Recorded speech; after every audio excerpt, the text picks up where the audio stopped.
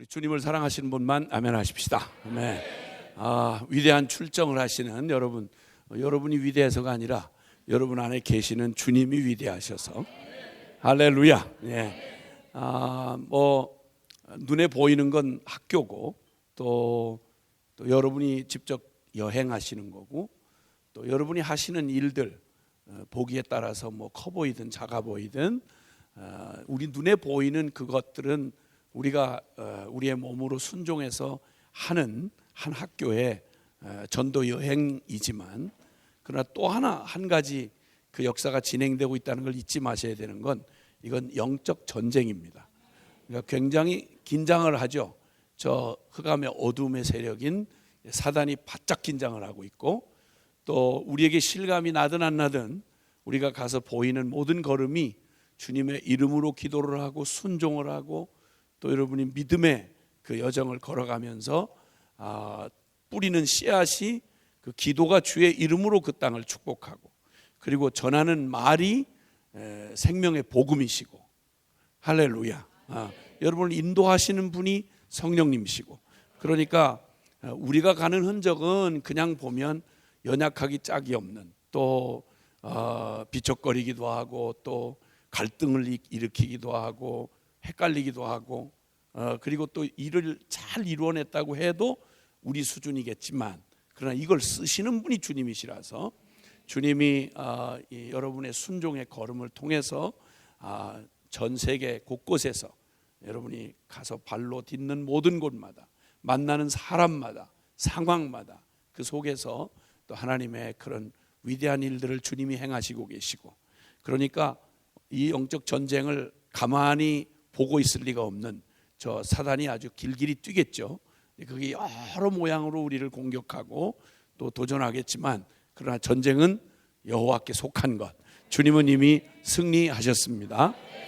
주님께서 여러분의 생애 가운데 짧지만 그러나 이 사건들을 통해서 평생에 살아갈 하나님 앞에서 하나님 없는 삶에서 내가 계획하고 내 마음대로 살아가던 하나님 없는 삶에서 이제는 적든 크든 하나님을 내 삶의 중심에 두고 그 하나님과 더불어 가는 그런 순종의 걸음을 걸어보는 이 계기를 통해서 하나님은 여러분 평생에 붙들어야 할 하나님과 동행하는 삶, 말이 쉬워서 그렇지 하나님하고 내가 동행을 한다. 이거야말로 기적 중에 제일 큰 기적 아니겠습니까? 그래서 작든 크든 이 기회를 통해서 정말 살아계신 주님과 동행하시며 또 영적 전쟁의 실제를 경험하시는 그런 축복의 시간들이 되실 것입니다. 오늘 그 주님을 믿으시죠? 예. 오늘도 그 주님을 기대하면서 주님이 우리에게 주시는 말씀에 또 온 마음을 기울여서 주님 우리에게 말씀하십시오. 그리고 그 말씀이 우리 안에 이루어지는 성취를 또 보겠습니다. 이런 믿음으로 우리 함께 말씀 대하겠습니다. 우리 역대하 20장에 있는 말씀, 역대하 20장 20절부터 23절까지 있는 말씀을 역대하 20장 20절부터 23절까지 있는 말씀을 우리 함께 한 목소리로 같이 합독하시겠습니다. 시작. 이에 백성들이 아침에 일찍이 일어나서 드고와 들로 나가니라. 나갈 때 여호사밧이 서서 이르되 유다와 예루살렘 주민들아 내 말을 들을지어다. 너희는 너희 하나님 여호와를 신뢰하라. 그리하면 견고히 서리라. 그의 선지자들을 신뢰하라. 그리하면 형통하리라 하고 백성과 더불어 의논하고 노래하는 자들을 택하여 거룩한 예복을 입히고 군대 앞에서 행진하며 여호와를 찬송하여 이르기를 여호와께 감사하세 그의 인자하심이 영원하도다 하게 하였더니 그 노래와 찬송이 시작될 때에 여호와께서 복병을 두어 유다를 치러 온 암몬 자손과 모압과 세일산 주민들을 치게 하심으로 그들이 패하였으니 곧 암몬과 모압 자손이 일어나 세일산 주민들을 쳐서 진멸하고 세일 주민들을 멸한 후에는 그들이 서로 쳐 죽였더라. 아멘. 아멘. 아주 특이한 전쟁의 기사가 여기 실려져 있습니다. 아주 특이한 전쟁, 전쟁이라고 하는 일반적인 그런 생각을 넘어서서 아주 특이한 전쟁, 무언가 특이한 메시지를 우리에게 남겨주는 그런 특이한 전쟁이 기록이 되어 있습니다. 이 특이한 전쟁을 통해서 하나님의 영광이 아주 밝히 드러난 그러한 사건이기도 합니다. 우린 그 감리교의 창시자였던 요한 웨슬레가 대서양을 이렇게 건널 때 배로 건너다가 겪었던 사건을 우리 전해 듣고 있습니다. 아주 굉장한 폭풍이 몰아치고 풍랑에 휩쓸린 그 배가 거의 좌초될 위기에 빠졌습니다. 말로 들어서 쉽지 바다에서 풍랑에 휩쓸리기 시작하면 그거 정말 아찔한 일이죠. 그렇게 무력감을 느낄 수가 없습니다. 누군가 말하기를 하나님이 없다고 말한다거나 기도를 안 해도 된다고 말하는 자들은 바다로 보내라, 이런 말이 있습니다. 사람 뭘 대단한 것처럼 생각하지만 발을 딱 땅에서 떼는 순간 말입니다. 이게 인간처럼 허망할 수가 없어요. 바다에 나가 보면 그 풍랑에 그냥 그 어마어마한 배가 종이장같이 휘둘릴 때 인간 거기서 진짜 별 볼 일 없다는 걸 여실히 깨닫죠. 사람 사실 사람처럼 연약한 게 없잖아요. 그렇다고 그러세요. 네. 사람처럼 연약한 거 없어요. 어디 툭 하고 잘못 부딪히면 이게 유리병만도 못한 게 인간이에요. 슬쩍 툭 부딪히거나 또 아니면 조금만 충격을 받아도 진짜 종이장 같은 인생이죠. 육체는 그만둬 놓고 우리 마음이 얼마나 쉽게 찢기고 상하고 낙담되고 그리고 주저앉아서 일어날 수 없는 지경이 되는지는 진짜 평생 우리가 경험한 거, 남의 얘기 들을 것도 없이 내가 얼마나 허약한지. 같이 사는 부부가 얼굴 한 번만 찍으려도 그렇죠? 마음이 확 묶이고 맞죠? 마음이 확 묶이고 재수없는 소리 한 번만 들어도 그냥 온 세상이 우울해지고 역사가 우울해지잖아요. 그렇죠? 아무것도 아닌데 그냥 어떠다가 좀 무서운 생각만 나고 악몽만 시달려도 그냥 밤새 잠을 못 자고 두려워서 벌벌 떠는 게 사람이에요. 괜히 큰 소리 치고 소리 지르고 이런 사람들은 겁이 많아 그래요. 그래서 남 앞에서 괜히 떠들고 막 큰 소리 빵빵 치고 그거 별 볼 일 없어요. 인생 다 그렇고 그래요. 요한 웨슬레가 정말 하나님의 하나님을 향한 열정을 가지고 그가 목사의 아들이면서 또 그냥 자기 최선으로 그 옥스퍼드 대학에서 홀리클럽이라고 하는 그 경건한 모임을 만들고 치열하게 죄와 유혹과 싸우면서 그러다 또 목사가 돼서 북미주에 또 선교사로 가기도 했고요. 그랬던 근데 신학적으로 준비되어 있고 혈통적으로 목사의 아들이고 열심으로 말하면 누구도 따라갈 수 없을 만큼 그런 사람이었는데 충격적인 모습을 경험했어요. 그의 생애에 영적인 큰 도전과 충격을 받는 일이 있었는데 바로 풍랑 만난 사건이었습니다.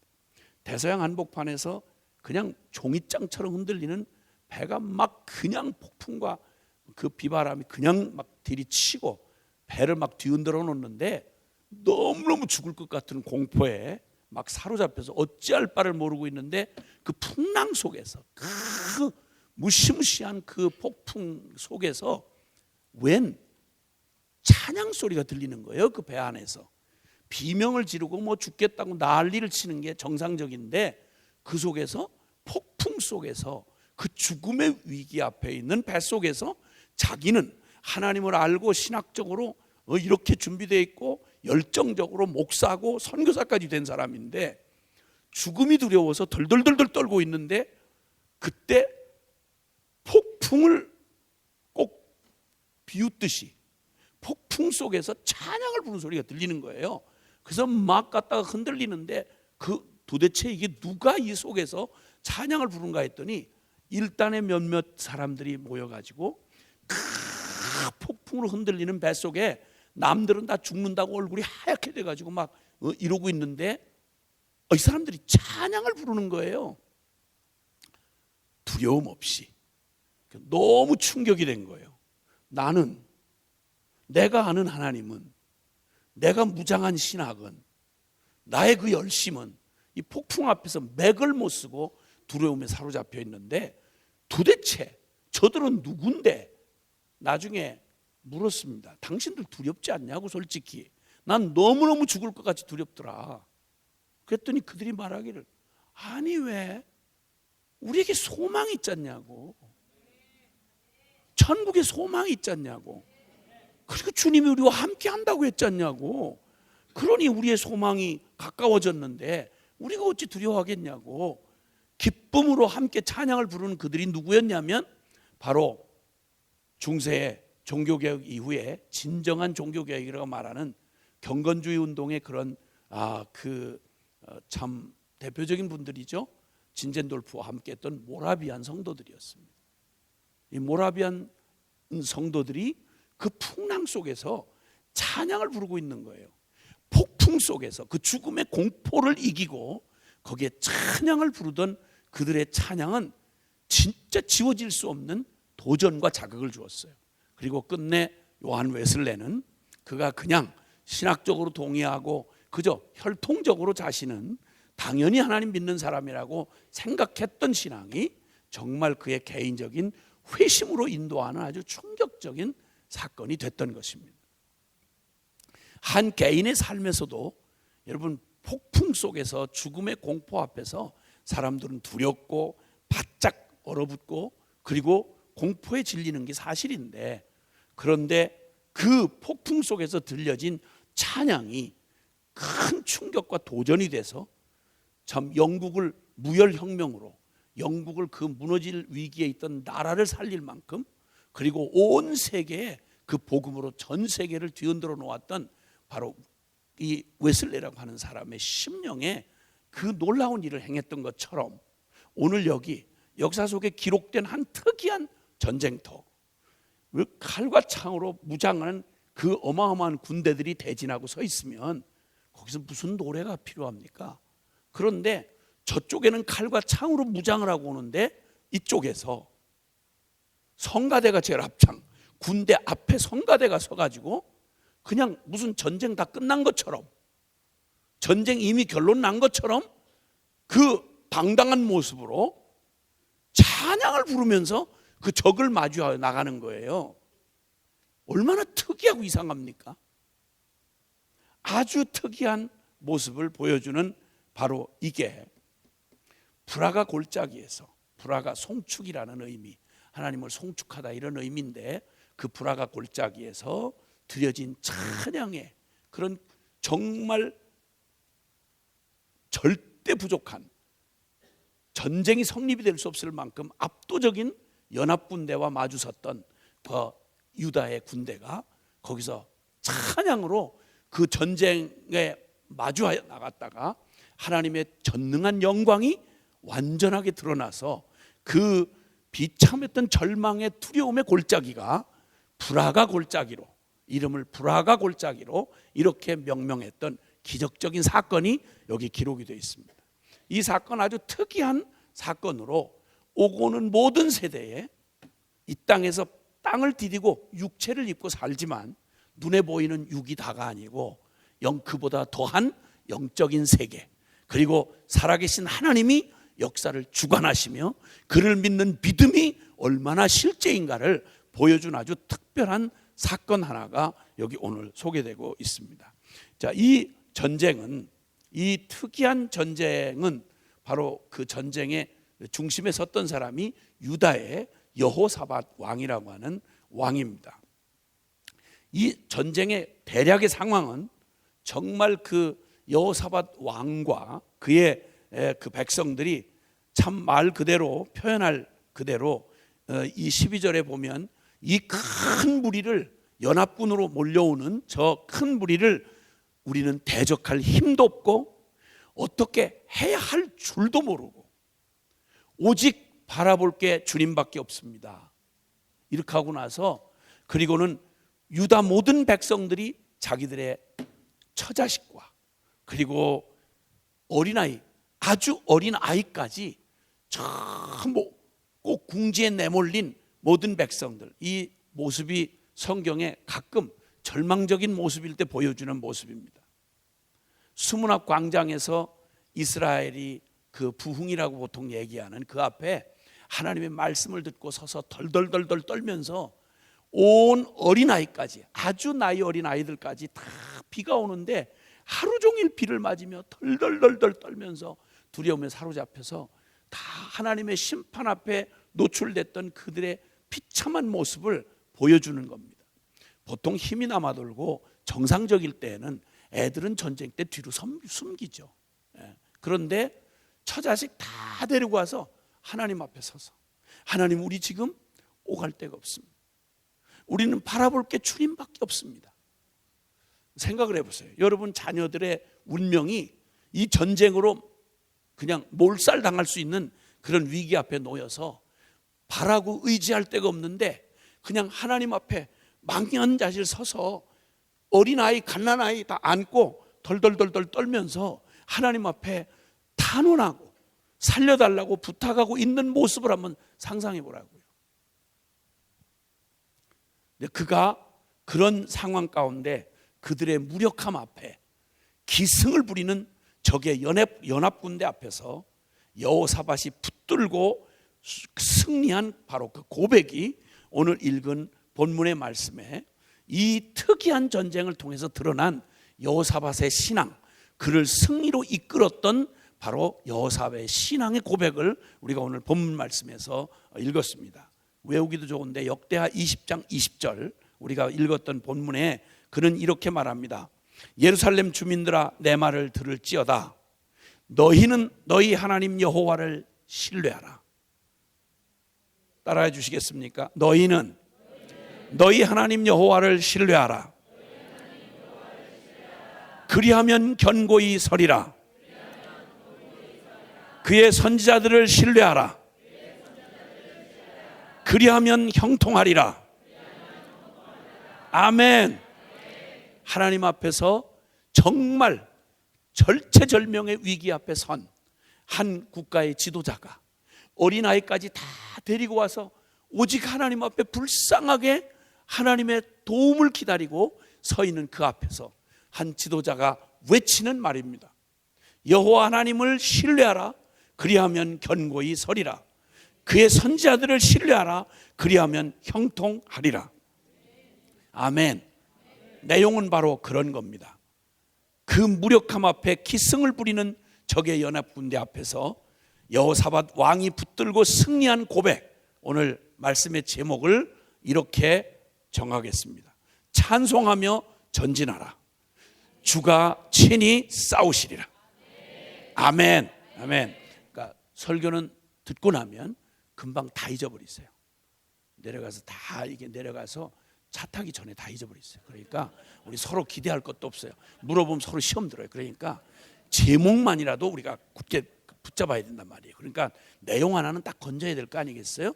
자, 그러면 다시 한번 찬송하며 전진하라. 주가 친히 싸우시리라. 아멘. 여러분만 해보시는 거예요. 시작. 아멘. 아멘. 아멘.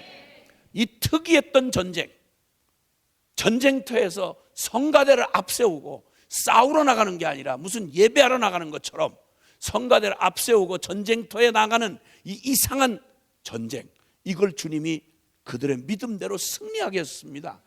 이걸 통해서, 이 특이한 전쟁을 통해서 하나님의 영광이 밝히 드러난 이 승리를 통해 우리가 붙잡게 되는 놀라운 믿음의 고백이 있습니다.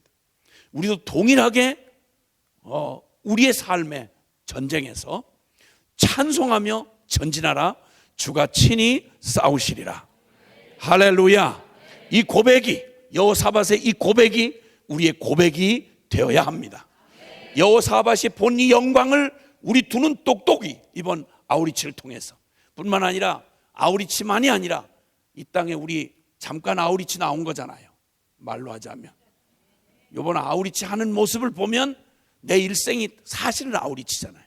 천국에서 주님이 잠깐 우리에게 여기 보내셨는데 아우리치 내내 밥만 먹고 싸움만 싸우고 시험만 잔뜩 들어가지고 그 왜 나왔니? 하고 물을 정도로 그렇게 이상한 짓 하다가 나중에 미안하게 간신히 막판에 회개하고 간신히 자기 집에 간신히 이렇게 거의 시체로 거의 들려오는 이런 이상한 아우리치 하지 마시고 요 짧은 아우리치를 통해서 내 일생 전부의 아우리치 마치고 주님 앞에 가는 날 이제 얼마 안 남은 이 시간에 멋진 아우리치의 마무리를 할 수 있는 이런 축복이 있기를 바랍니다. 아멘. 그리고 또 아우리치를 안 가시는 분들은 그러면 나하고 상관없는 얘기네 그러지 마시고 여러분인 인생이 아우리치란 말입니다. 그래서 여기 전도여행 나와가지고 여기서 하나님의 맡기신 사명 잘 감당하고 주님 만나는 그날에 야 고향 가고 싶어서 사모하며 우리 주님 마치고 이제 끝났니? 이제 와라 하고 부르시는 날에 정말 주님 앞에 즐거움으로 멋지게 사명 끝내고 사도 바울처럼 나의 달려갈 길을 마치고 나의 선한 싸움을 다 싸우고 그리고 나의 믿음을 지켰으니 이제 후로는 의로우신 재판장 바로 그분이 나를 위하여 준비한 생명의 면류관 나뿐만 아니라 그의 나타나심을 사모하는 모든 자에게 준비한 생명의 면류관이 나를 기다리고 있다. 설레는 마음으로 귀국하시는 날처럼 우리 주님 천국에서 그 승리의 모습으로 주님 만나는 그런 멋진 승리자들이 되시기를 바랍니다. 아멘. 아멘. 이제 여기 주님께서 이 일을 맞이하게 되기 위해서 우리가 잠깐 이 상황이 이르도록 그 있었던 역사적인 배경을 잠깐 본다면 여러분 이스라엘 역사를 통해서 하나님은 다윗이라고 하는 사람 하나님의 마음에 합한 종이었던 다윗이라고 하는 사람을 통해서 이 땅에 하나님이 꿈꾸셨던 하나님의 나라를 이 땅에 보여줄 인간 세상의 모든 이 정치 구조나 이 모든 이 국가의 구조들이 있지만 그 속에서 정말 하나님이 다스리시는 나라 하나님이 이 땅에 펼쳐 보이고 싶은 하나님 나라의 원리를 보여주기 위해서 하나님 마음에 합한 종 한 사람을 세우시고 다윗이라고 하는 사람을 세우셔서 주님이 정말 이스라엘 통일 이스라엘 왕국을 세워놓으셨습니다. 그리고 그 왕국의 특징은 다른 여타한 어떤 제국들과 나라들이 다 존재했지만 이 나라는 아주 독특한 나라였습니다. 그것은 특별한 사명을 가진 나라, 즉 온 모든 역사의 주인이 주님이시며 그분이 모든 참 그 만왕의 왕이시고 그분이 다스리는 나라가 어떤 속성과 어떤 원리와 하나님의 나라의 원리가 어떤 것인지를 보여주는 그런 특별한 나라가 바로 이스라엘 나라였습니다. 그것처럼 왕은 다윗이라고 하는 인간 왕이 눈앞에 전면에 나타나 있지만 그 왕은 언제든지 그 자기의 통치를 자기 마음대로 하지 않았고 하나님 앞에 예배하며 그분이 주시는 말씀을 따라 그분의 하나님의 원리를 따라서 순종하면서 진정한 참된 이 땅의 왕국이 어떠해야 하며 그리고 이 땅을 진정으로 다스린 분이 주님이라는 사실을 보여주기 위해서 다윗 왕국을 통해서 주님은 충분히 드러나 계시되게 해주셨습니다. 자, 이제 분명하게 길이 딱 정해졌습니다. 다윗 왕이 갔던 믿음의 그 길, 진리의 그 길, 그리고 좁지만 이 땅에서 이 넓게 인간 보편적인 하나님 없이 살아가는 인간들의 그 넓은 길이 아니라 주님을 따르고 진리를 따르는 바로 그 좁은 길을 따라가는 이 다윗의 생애를 통해서 하나님이 기적을 마음껏 드러내 주셨고 그리고 순종하는 다윗을 높이셔서 하나님의 권능이 이 땅의 어떤 인간들의 그런 그 권모나 술수나 그리고 힘으로 절대 결정되는 게 아니라 역사의 주인은 하나님이시고 그리고 역사는 반드시 진리대로 되어진다는 사실을 아주 명확히 보여주셨습니다. 그러니까 다윗의 길로만 가면 되는 겁니다. 이후의 왕들이 다윗의 길로만 가면 되는 거예요. 안타깝게도 다윗의 아들로 그 다음 왕위를 이어받았던 솔로몬 하나님이 인생에게 부어줄 수 있는 모든 기적과 그리고 지혜와 그리고 모든 축복이라고 말할 수 있는 모든 걸 다 부여해 주었는데 자기가 하나님 앞에 받아서 기록한 말이 잠언서인데요. 솔로몬이 하나님으로부터 받아서 기가 막힌 지혜의 잠언서를 기록했는데 자기가 직접 받고 남에게 가르친 말에 쥐가 거기에 걸려가지고 망할 짓하고 끝난 인생이 솔로몬이었습니다. 그 중에 특별히 잠언 4장 23절은 한번 따라해 주세요. 무릇 지킬 만한 것보다 더욱 내 마음을 지키라. 생명의 근원이 이에서 남이니라. 아멘. 아멘. 근데 모든 것 다 가졌고 모든 것 다 지켰는데 하여튼 부귀영화에 뭐 인생 한 인생에게 부어줄 수 있는 모든 그냥 기회를 다 쏟아부어 주셨는데 그 모든 것들은 다 챙겨서 부인만 천천만 1000명을 거느릴 정도로, 그러니 부인을 1000명 건사했다는 말은 나머지를 얼마나 잘 챙겼다는 말이겠어요. 그렇죠? 여자 건사하는 게 그 불가능한 일이에요 사실은. 근데 1000명을 거느리고 살 정도로 열정적이었다는 말은 다른 거 하나도 놓치지 않고 다 악착같이 자기 궁 짓는 데만 20년이가 걸렸으니까. 그러니까 뭐 있는 대로 막 금과 은을 길거리에 돌처럼 쓰고 그 화려함의 극치는 말로 다 할 수 없었어요. 근데 그 모든 걸 받고 모든 걸 악착같이 지키다가 자기가 모든 지킬 만한 것보다 더욱 내 마음을 지키라. 왜? 생명의 근원이 이에서 남이니라. 그러니까 마음 잃어버리면 너 생명 뺏기는 거나 마찬가지다 그 말이었는데, 그 말을 직접 하나님으로부터 계시를 받았고 그걸 성경으로 기록했고 그걸 가르쳤던 솔로몬이 말만 배우고 가르쳐 놓고 버림받은 거예요. 내가 나를 쳐서 복종케 함은 남에게 전파한 후에 내가 도리어 버림이 될까 하노라. 그러니까 남 가르치는 게 진짜 위험한 일이에요. 남 가르치는 게 진짜 위험한 거예요. 왜냐하면 가르치고 있는 동안 자기가 그렇게 됐다고 착각을 하기 때문에 그래요. 그러니까 복음 받고 조금 알았다. 그리고 그때부터 판단, 정죄 휘두르고 이짓하기 시작하면 그러면 큰일 나는 거예요. 진짜 쓰임 받고 버림받는 꼴이 되는 거예요. 주님이 하신 말씀이죠. 너희 많이 선생되지 말라고. 왜냐하면 선생된 자의 받을 벌이 심판이 크기 때문이라고. 그러니까 솔로몬이 보여줬던 그 어리석은 일로 해서 곧바로 오래 못 가고 곧바로 이제 나라가 쪼개져서 남쪽 유다와 베냐민만 남고 10지파가 북이스라엘이 돼버리고 거기는 아야 꼭 줄이 끊어진 배처럼, 닷줄 끊어진 배처럼 그냥 떠내려가 버렸어요. 북이스라엘은 볼 것도 없이 이름은 명색은 아브라함의 자식이고 모태신앙인데 이름은 가졌는데 아주 개판으로 간, 그래서 여로보암이라고 하는 자가 북이스라엘에 그 하나님의 심판 때문에 나라가 갈라지고 북쪽 이스라엘과 남유다로 갈라졌는데 근근히 하나님이 다윗에게 한 약속 때문에 남겨놓은 유다는 근근히 명맥을 이어가고 있었고 나머지 대부분 10지파는 12지파 중에서 10지파는 북이스라엘을 해버리고 말았어요. 근데 그거에 정치적인 야욕에 눈이 휙 뒤집어진 여로보암이 하나님 없이 망할 길을 자초하고 가는 북이스라엘은 아야 내놓고 드러내놓고 베델과 단에다가 우상을 만들고 제사장들 다 쫓아내고 죽이고 그리고 저가 지 멋대로 짝퉁 유대교 비슷한 종교를 만들어 가지고 수치스럽게 그 역사를 이어가는 게 북이스라엘의 역사였고요.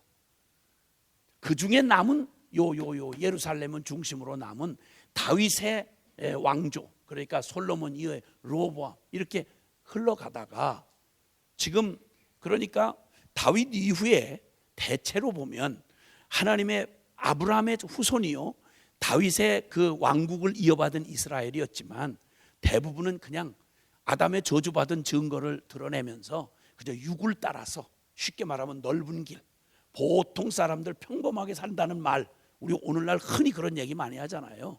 아우 나는 뭐 그렇게 특별한 신앙은 없고요, 그냥 평범하게 살고 싶어요.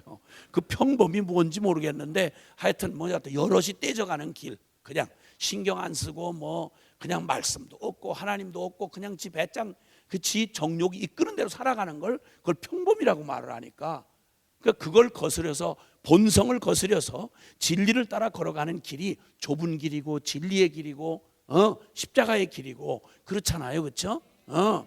그 생각을 하는 순간 벌써 우울해지잖아요. 나는 평범하게 살고 싶은데 어떻게 하다가 이상한 사람들 만나가지고 아우 진짜 빼도 박도 못하고 큰일 났네. 뭐 이제 이런 슬픈 표정을 하고 그날로부터 복음의 결정을 하고 기쁜 소식을 받아들이고 나면 기쁨에 넘쳐서 늘 행복한 사람들이 우리 복음의 증인들이어야 되는데 이상한 문화가 생겨가지고 좀 복음대로 산다, 믿음대로 산다 그러면 그냥 보면 얼굴이 우울한 거예요. 주님 앞에 잘못 걸려든 사람처럼 나도 평범하게 살 수 있었는데 어떡하다가 복음학교를 왜 갔어? 진짜 주여. 그 수많은 모임도 많은데 왜 복음기도 모임이라는 데 내가 갔더랬어. 주여 진짜.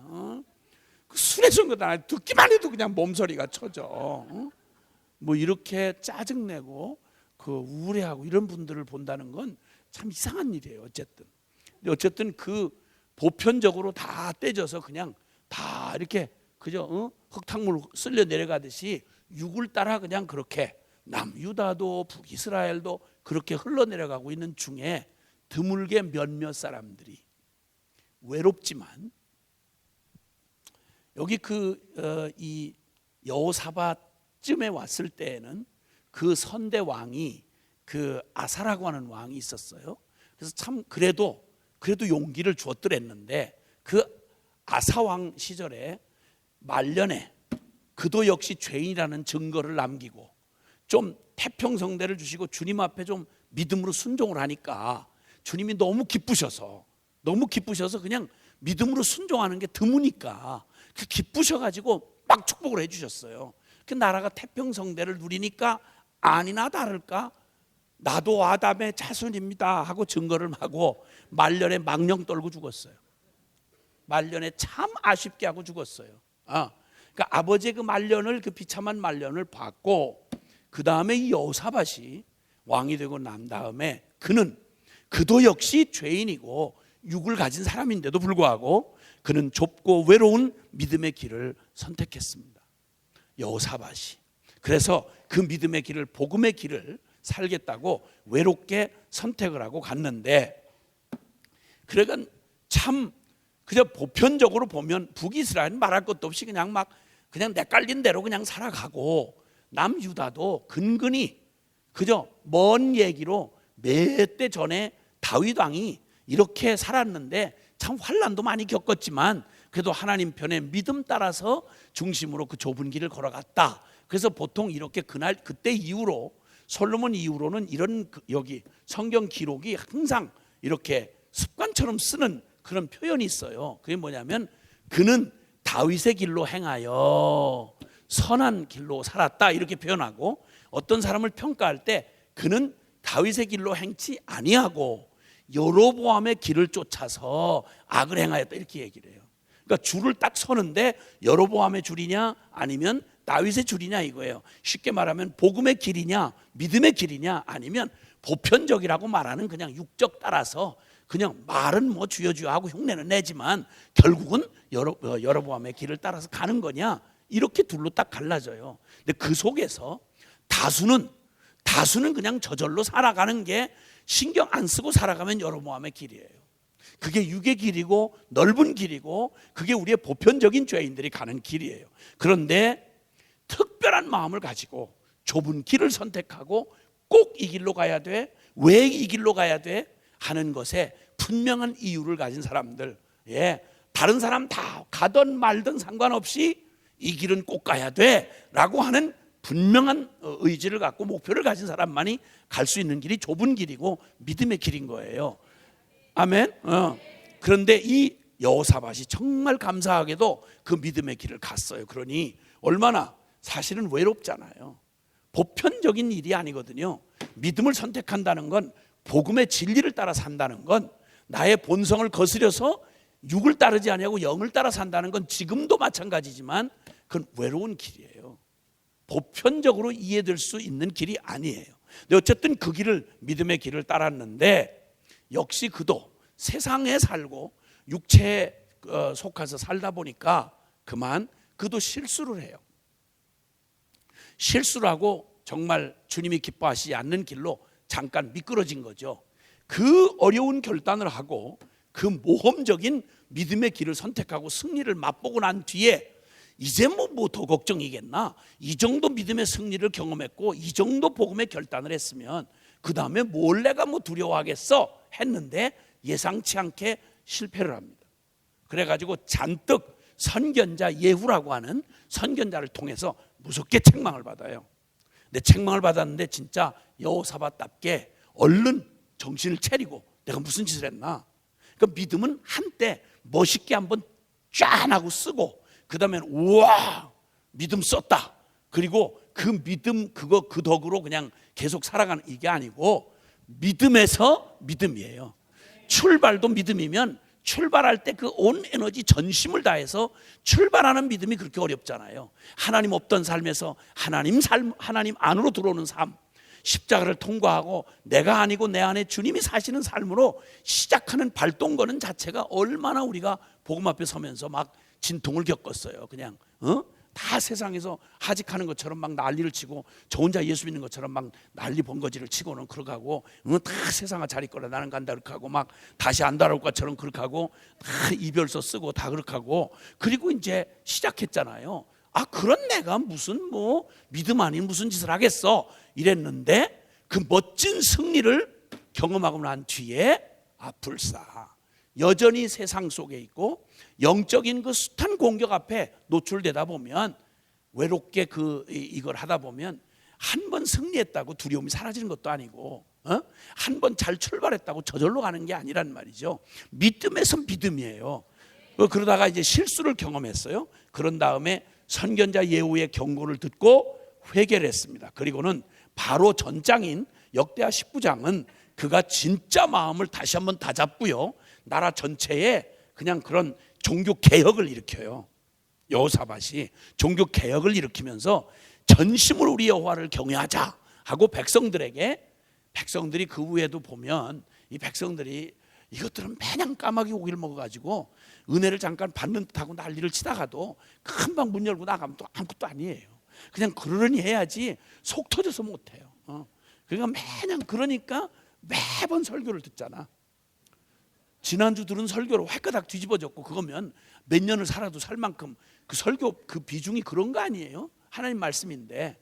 그런데 뭐 한 주 뒤에 오면 언제 들은 적이 있느냐는 식으로 전혀 처음으로 또 은혜 받는 것처럼 또 그렇게 아주 생 얼굴을 하가지고 와가지고는 또 그러고 있잖아요. 그래서 또 잠깐 간신히 또 막 처음 뭐 변하는 것처럼 은혜 받는 것처럼 하고는 또 나가면 뭐 하루도 못 가지 뭐 주차장에서부터 쌈질하고 난리니까. 어쨌든 그러고 어쨌든 종교 개혁을 19장에 아주 멋지게 종교 개혁을 이루었어요. 자 이랬더니 주님이 굉장히 기뻐해 주시고 다시 평안을 허락해 주셨어요. 자 그런데 여러분 이 복음의 멋진 승리를 하고 난 뒤에 가만히 금방 천당을 가면 별일이 아닌데 이 땅에 남아있는 한 이전보다 더 거센 저항이 있게 마련이에요. 왜냐하면 방향을 확실히 했고 색깔을 드러내고 나면요 모든 게 다 나하고 대척점에 서게 되는 거예요. 그러니까 편안히 지나가는 날이 없어. 모든 게 다 적이 돼버려요. 왜냐하면 옛날 가치로 같이 휘둘려서 같이 살 수가 없거든. 그러니까 내가 다 가는 길에 거꾸로 이렇게 가면 그냥 다른 사람들의 마음을 불편하게 만들어요. 그러니까 너만 잘났냐? 너만 믿냐? 오 거룩하네? 뭐 이러면서 그냥 두질 않아요. 그러니까 제일 가까운 데서부터 시작해서 사람 보통 시달리는 게 아니야.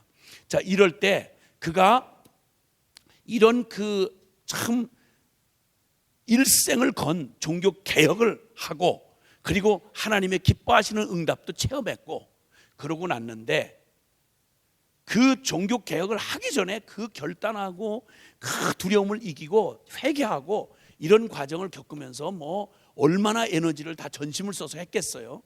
그리고 나서 그 다음에 무슨 걱정이 있으랴 무슨 전쟁이 있으랴 싶은데 그러고 난 다음에 찾아온 아주 절체절명의 그냥 거대한 도전 앞에 서게 된 거예요. 이 한 건 잘 이기고 나면 그 다음에 내가 이 정도 믿음의 실력을 쌓았는데 뭐에 내가 휘둘리겠나라고 하는 자신만만한 영적인 자신감이 생기거든요. 아우 내가 진짜 어리석었지. 아유 믿음으로 이렇게 했더니 이렇게 멋있게 승리하는데 하나님 살아계시는데 나는 믿음으로 못 사는 사람들 이해가 안 돼 진짜. 그 사람들은 뭐 하는 거야 다들 밥만 많이 먹고 뭐 이런 식으로 또 남 막 그냥 판단하고 걱정해 줄 만큼 여유를 갖다가도 그리고도 예기치 않은 오늘 이 전쟁이 특이한 전쟁이 바로 전혀 예기치 못한 공격을 받은 겁니다. 복음의 큰 승리를 하고 우리가 승리감에 도취해 있을 때 우린 전혀 예기치 않는 공격에 노출이 되는 것입니다. 오늘 여기 그 이야기의 그 저거를 보면 20장 11절에 보면요. 20장 11절에 보면 보실까요? 시작. 이제 그들이 우리에게 갚는 것을 보옵소서. 그들이 와서 주께서 우리에게 주신 주의 기업에서 우리를 쫓아내고자 하나이다. 와우. 하나님이 허락해 주셔서 갖다 심어 놓으신 가나안 땅에서 아야 그 하나님이 주신 기업에서 아주 그냥 씨를 말리고 뿌리를 뽑아서 우리 흔적을 없애려고 하는 아주 그냥 악다구니를 쓰고 덤비는 이 적이 왔다 이거예요. 자, 이 기가 막힌 상황에 자신들의 모습이 어떠한가를 이 큰 이 연합군이 쫓아왔는데 우리 하나님이여 그들을 징벌하지 아니하시나이까. 우리를 치러 오는 이 큰 무리를 우리가 대적할 능력도 없고 그리고 어떻게 할 줄도 알지 못하고 그저 오직 다른 대안이 없고 아무런 방편이 없어서 의지하고 바라보고 무슨 대책을 세울 만한 이게 아무것도 없어서 그냥 막연히 주님만을 오직 주만 바라보나이다. 여러분이 기가 막히고 막막한 상황 혹시 개인적이든지 가정적이든지 교회적이든지 혹시 이런 상황 한번 경험해 보셨나요?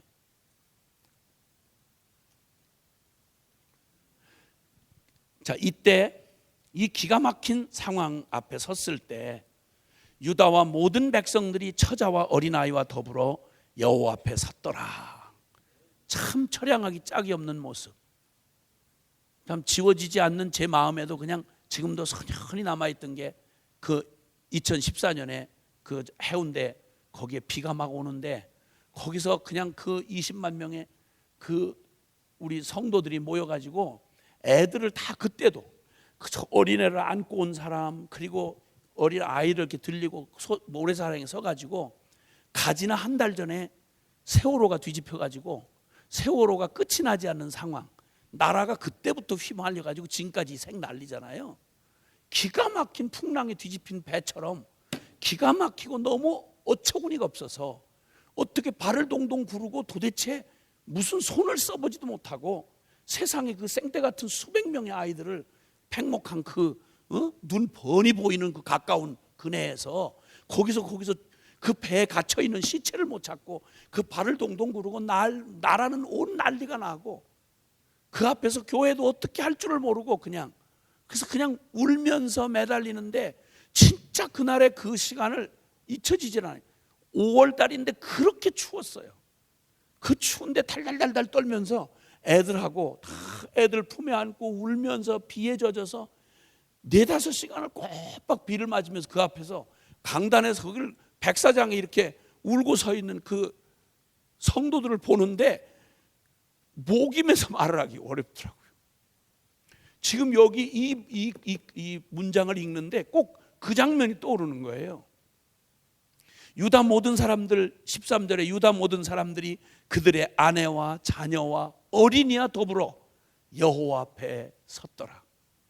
기가 막힌 거예요. 주님이 우리를 돌아보시지 않으면, 주님이 우리를 도와주시지 않으면 주님 저희는 끝이에요. 하나님밖에 바라볼 데가 없어요. 부탁할 데가 없어요. 누구를 보고 하소연할 수가 없어요. 기가 막힌 상황인 거예요. 여러분, 이때 여호사밧 왕이 그 백성들 앞에서 백성들을 하나님 성전 앞에 그 뜰에, 새 뜰에 모아놓고 여호사밧이 혼자 믿음의 길을, 흔치 않는 믿음을 자기 스스로 결정하고 걸어온 길도 외로웠는데 상황 자체가 너무 눈물겨운 상황인 거예요.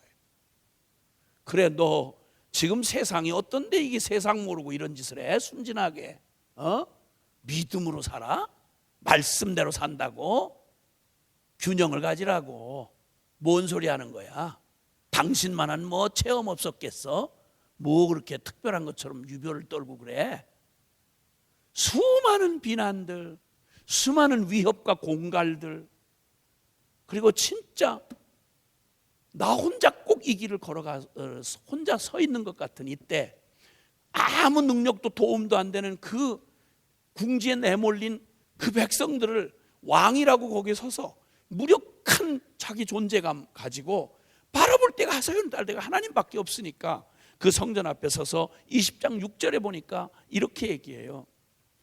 이르되 우리 조상들의 하나님 여호와여, 주는 하늘에서 하나님이 아니시니까 이방 사람들의 모든 나라를 다스리지 아니하시나이까.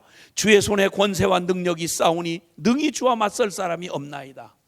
상황은 너무 막막하고 손에는 힘이 들어가지 않고 그 기가 막힌 불쌍한 백성들의 무리 앞에 아무 힘이 없는 왕으로 서서 지금 기가 막힌 자리에 서서 그가 하늘의 하나님을 향해서 여호사밧이 그의 일생에 그 외롭고 좁은 길을 선택하고 흔히 가지 않는 보편적이고 평범해 보이지 않는 그 특별한 길을, 내가 무슨 특별한 믿음이 뛰어나서도 아니고 굉장한 담력 있는 것도 아니고, 아니 인생에 이 결론밖에 더 있겠어? 다윗의 일생을 봤고 여로보암의 길을 다 아는 내가, 아버지 아사 왕이 어떻게 하나님을 기쁘시게 하다가 말년에 어떻게 망령 떨고 비참하게 죽는지를 보았던 그가 인생의 결론을 내렸는데 모두 자기처럼 다 결론을 내리는 게 아닌 거예요. 그 앞에서 홀로 깨달은 것처럼 거기 자리는 왕이야. 근데 능력은 없어. 그리고 얼마나 어마어마한 세력을 가지고 왔는가 하니 모압, 암논, 세일산 연합군대가 온 거예요. 연합군대가 숫자로 게임이 될 수가 없는, 해볼 겨를이 없어요. 이건 하나님의 기적이 아닌 한 불가능한 거예요. 그때 하나님 앞에 섰습니다. 그리고 그가 기도를 합니다. 그가 고백하는 말 보세요. 그가 평소에 그의 신앙에 그가 믿고 따르고 그 특별한 길을 가게 했던 그가 믿는 하나님이 어떤 하나님인지를 지금 고백하고 있어요. 뭐라고 하는 거 아니? 하늘의 하나님, 하늘에서 하나님이 아니시나이까? 이렇게 말해요. 우리 조상들이 섬기던 그 하나님, 아브라함과 이삭과 야곱이 섬겼고 우리의 선조인 다윗이 생명 걸고 주님을 따라왔던 바로 그 하나님, 당신 하나님은 지존하신 하나님, 유일하신 하나님이시며, 아멘, 홀로 하나이신 살아계신 하나님 아니십니까? 하고 말하는 거예요. 여러분, 우리가 부르는 하나님, 여러분이 부르는 하나님 어떤 하나님이십니까? 내 삶에 꼭 뭘 못 보시는 소경처럼 아무것도 못 보는 하나님처럼 혹시 여기지 않았습니까? 아무것도 알지도 듣지도 못하시는 그런 혹시 하나님 아닙니까? 우리가 염려하고 우리가 헷갈리고 우리가 믿음 없이 그냥 보편적인 그런 길에서 흔들릴 때 보면 뭐 직분도 상관없고 신학도 상관없고 하나님 없는 짓을 많이 하고 산단 말입니다. 하나님이 살아계시다는 것만 믿었다면 교회에서 어떻게 겁대가리 없이 그런 일이 일어날까요? 아니, 하나님이 살아계시다는데 어떻게 우리가 그토록 하나님 없는 사람처럼 염려하고 근심하고 두려워하지요? 하나님이 살아계신 하나님이 없는 것처럼 우리 가정생활 혹시 하시지 않나요? 하나님이 없는 것처럼 혹시 훈련하시면서 그런 모습 보이진 않나요? 그래서 사람밖에 안 보여. 여호사밧이 이 절체절명의 위기 가운데서 그가 외친 말이 있어요. 하나님, 하늘의 하나님 아니십니까? 하늘의 하나님이란 말은 가장 더 높을 게 없는 지존하신 하나님이란 말이고, 아멘. 그리고 모든 만유를 다스리시는 하나님이시다 이 말이에요. 그리고 그는 곧 이어서 이방 사람들의 모든 나라를 다스리지 아니하시나이까? 하나님은 우리 이스라엘만의 하나님이 아니고 주여 주여 하는 우리끼리 여기 모여있는 이 실내에서 무슨 가족신처럼 그런 하나님이 아니라 이방의 모든 나라들, 그 모든 나라들의 주인이 아니십니까? 그리고 그 하나님은 주의 손에 권세와 능력이 있사오니 능히 주와 맞설 사람이 없나이다. 나는 지금 큰 저 무리들 연합군 앞에 도저히 쪽도 쓸 수 없는 연약한 모습으로 여기 서 있지만 주여 나로서는 안 되는 이 두려움 앞에서 크신 하나님 앞에 내 눈길을 돌립니다. 내가 아는 바대로 하나님은 유일한 하나님이요, 내가 아는 바대로 하나님은 저 연합군들, 저 대적들의 하나님이시고 모든 열방의 하나님이십니다. 그리고 내가 아는 하나님은 어느 누구도 주의 손의 권세와 능력을 대적할 자가 누구도 없는 전능하신 하나님이십니다. 여러분, 여호사밧이 그 절체절명의 순간에서 그 무기력한 자신의 백성들 앞에 선 사람으로서 놀랍게도 한 가지 특이한 게 있다면, 그는 바로 그가 가서 사정하고 붙들고 매달릴 하나님이 계셨습니다. 여러분, 믿고 도움을 청할 분이 있다는 게 어떤 복인지 아시죠? 답답하고 기가 막힌 일 당했을 때 어디 도와줄 분이 없다, 어디 가서 하소연할 데가 없다, 얼마나 기가 막힙니까 여러분? 혹시 부탁해 볼 때 있어? 없어요. 뭐 부탁해 볼 데 없어요. 여러분, 기가 막히고 내 힘으로 안 되는 기가 막힌 일을 만났을 때 부탁해 볼 데가 없다, 이거 참 기가 막힌 일 아니겠습니까? 백 있어?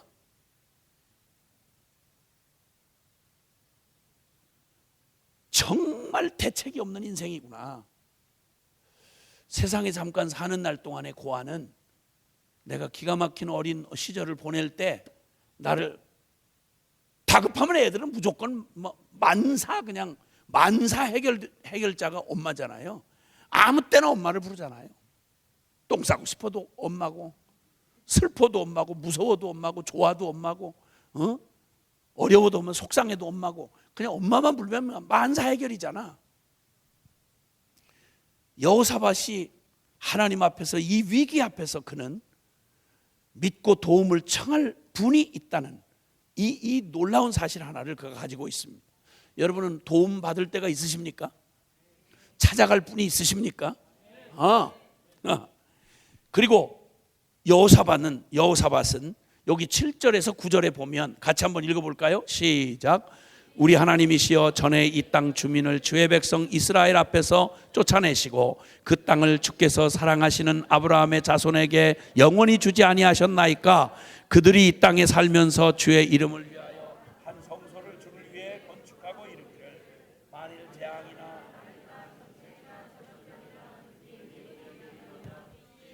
이 성전에 있으니 우리가 이 성전 앞과 주 앞에 서서 이 환난 가운데서 주께 부르짖은즉 들으시고 구원하시리라 하였나이다. 아멘. 그는 하늘의 하나님을 부르면서 자기가 어떻게 하나님 앞에 기도할 자격이 있는지를 기억합니다. 여러분, 하나님이 어떤 분이신지를 아는 것, 그 다음에 두 번째는 그 하나님이 나하고 무슨 상관이 있느냐는 거예요. 그 하나님이 나의 어떤 하나님이냐는 거예요. 남의 하나님? 저 믿음 좋은 아브라함의 하나님? 다른 이스라엘 민족의 하나님? 그는 말해요. 여기 기도 속에서 그가 말해요. 그 크신 하나님 앞에 우리는 언약 백성입니다. 하나님 당신이 선택해서 우리에게 언약 약속해 주신 당신의 백성입니다. 우리 조상 아브라함이 하나님, 우리의 아브라함의 자손, 즉 아브라함과 언약을 맺으셨던 하나님, 바로 언약 백성이며, 아브라함에게 약속하신 그 약속의 땅을 우리에게 주셔서 지금 우리가 이 가나안 땅을 차지하고 있고, 그리고 주님은 거기에 더하셔서 이 가나안 땅 예루살렘 한복판에다가 하나님이 약속하시고 솔로몬이 성전을 지어 올리시고 봉헌 기도를 할 때, 그때 주님이 약속했던 그것, 모든 환난 가운데 만일 재앙이나 난리나 견책이나 전염병이나 기근이나 이 모든 게 우리에게 임할 때 주의 이름이 이 성전에 있으니 우리가 이 성전 앞과 주 앞에 서서 이 환난 가운데 주께 부르짖은즉 들으시고 구원하시리라고 당신이 약속하셨습니다. 이 말. 나는 하나님의 언약한 언약 백성이요, 하나님의 약속을 가지고 있습니다. 그러니 성전에서 구하면 들으신다고 말씀하신 약속이 있기에 자기 다른 자격을 가지고 얘기 안 했습니다. 우리의 믿음의 이 응답의 확신은 우리의 대단한 영성이나 우리의 어떠함에 있는 게 아닙니다. 우리가 주님 앞에 부르짖을 수 있는 근거는 신약적으로 말하면 우리는 내 자격으로 가는 게 아니라 예수 그리스도의 자격으로 가는 것입니다. 예수님의 이름으로 그분이 치르신 십자가의 그 보혈의 공로 때문에 우리는 그분의 이름으로 구하면 주신다고 한 약속이 있어서 우리는 우리가 기도하는 것, 실감 안 나도 우리가 믿을 수 있는 것, 실감보다 더한 믿음을 가질 수 있는 건 하나님이 예수 그리스도를 모른다고 하실 수 없는 한 예수 이름으로 구하고 그분이 약속한 대로 구하는 이 기도는 우리의 느낌이 있든 없든 그건 반드시 구한 그것을 이루어질 줄로 믿을 수 있는 겁니다. 아멘, 아멘. 그리고 그는 이제 하나님 앞에서 그가 하나님, 살아계신 하나님이 어떤 분이시며 그 하나님 앞에 우리가 어떤 존재인지를 기억해냈습니다. 이제 두 번째로 그는 이제 우리가 직면한 우리를 위협하는 대적이 어떤 대적인지를 하나님 앞에 고하고 있는 겁니다. 이 대적이 누구냐면 우리 10절에서 12절 한번 보실까요? 시작. 옛적에 이스라엘이 애굽 땅에서 나올 때 암몬 자손과 모압 자손과 세일산 사람들을 침노하기를 주께서 용납하지 아니하심으로 이에 돌이켜 그들을 떠나고 멸하지 아니하였거늘 이제 그들이 우리에게 갚는 것을 보옵소서. 그들이 와서 주께서 우리에게 주신 주의 기업에서 우리를 쫓아내고자 하나이다. 우리 하나님이여 그들을 징벌하지 아니하시나이까? 우리를 치러 오는 이 큰 무리를 우리가 대적할 능력이 없고 어떻게 할 줄도 알지 못하고 오직 주만 바라보나이다 하고. 아멘. 여러분, 이 전쟁이 굉장히 난해하고 어려운 게요, 이게 무슨 일이냐면 차라리 편안하게 아야 주적 개념이 분명하면 어려울 게 없어요. 지금 우리나라가 직면하고 있는 게 지금 주적 개념을 없애버렸잖아요. 지금 이 정부가 주적이 누구냐면 국방장관이 말을 얼버무리고 말을 못하는 이런 희귀망측한 국방장관이 역사 이래로 처음으로 생겨났잖아요. 무슨 얼어 죽을 놈의 국방장관이 주적이 누구냐고 묻는데 주적이라고 계속 표시해왔던 북한에 지금 여기 불바다 만들겠다고 하는 김정은 그 집단이 공산 괴뢰 집단이 그게 주적인데 이 말을 못하고 얼버무리고 어물어물하고 지금 이런 이상한 짓을 하고, 주적 개념이 분명하지 않으면 군대는 왜 있어? 누구하고 싸울 거예요? 영적으로 싸우는 우리 영적 생활의 가장 혼돈이 뭐냐면 주적 개념이 없어진 거예요. 누구하고 싸워야 될지를 모르는 거예요. 누구하고 싸울 줄 모르는 거예요. 그러니까 엉뚱한 짓 하는 거예요.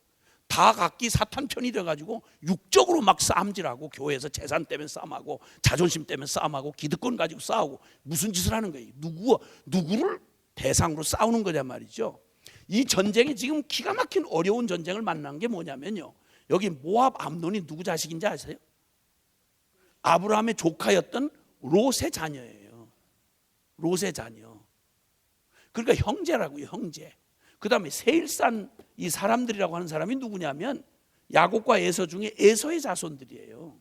그러니까 이 사람들은 전쟁할 수 있는 사람들이 아니고 형제들인 거예요. 지금 이 얘기를 하는 게 여기 10절에 나오는 얘기가 출애굽할 때 얘기하는 거예요. 옛적에 이스라엘이 출애굽하고 나올 때 그때 바로 요단강 건너편에 자리하고 있는 요단 동편에 있었던 모압과 암몬 자손들이 거기 땅을 차지하고 있을 때 거기를 지나가려고 할 때 이 사람들을 쳐야 전쟁을 하고 가야 되겠는데 주님이 못하게 하셨어요. 칠 능력이 있었거든요. 칠 능력이 있었는데 그들에게 손대지 말라, 그들은 형제라, 이렇게 해서 치지를 못했단 말이에요. 그래서 그때 그들이 용납을 하지 않으니까 길을 비켜서 이렇게 먼 길을 고생해 가면서 가면서도 적의 개념으로 생각을 안 했다고요.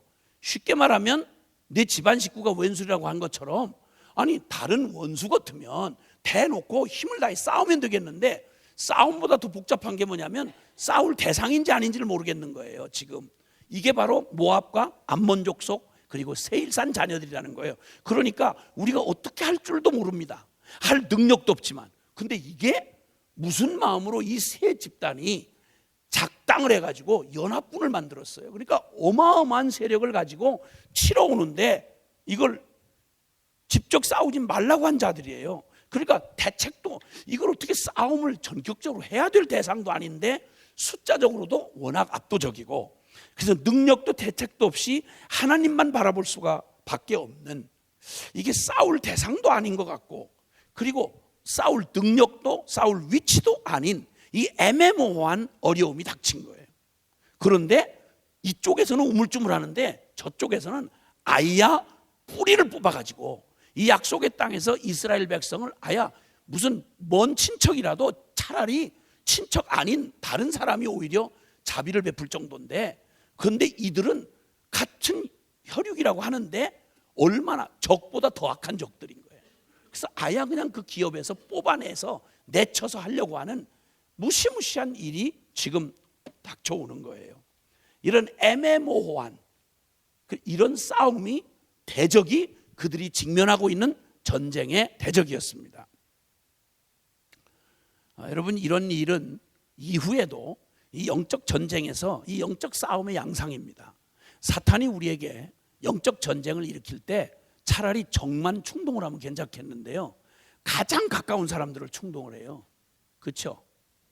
그때 이게 너무 친했던 사람, 너무 가까운 가족, 근데 영적인 문제만 딱 걸리면 그냥 그 모든 관계와 그 힘을 가지고 영향력을 가지고 압도하면서 그냥 공격해 들어온단 말이죠. 그러니까 이걸 도대체 어떻게 이걸 믿음을 취하자니 꼭 부모를 버리는 것 같고, 믿음을 취하자니 형제들하고 막 그냥 칼날같이 이렇게 자르는 것 같고, 이러기도 저러기도 어려운 거예요.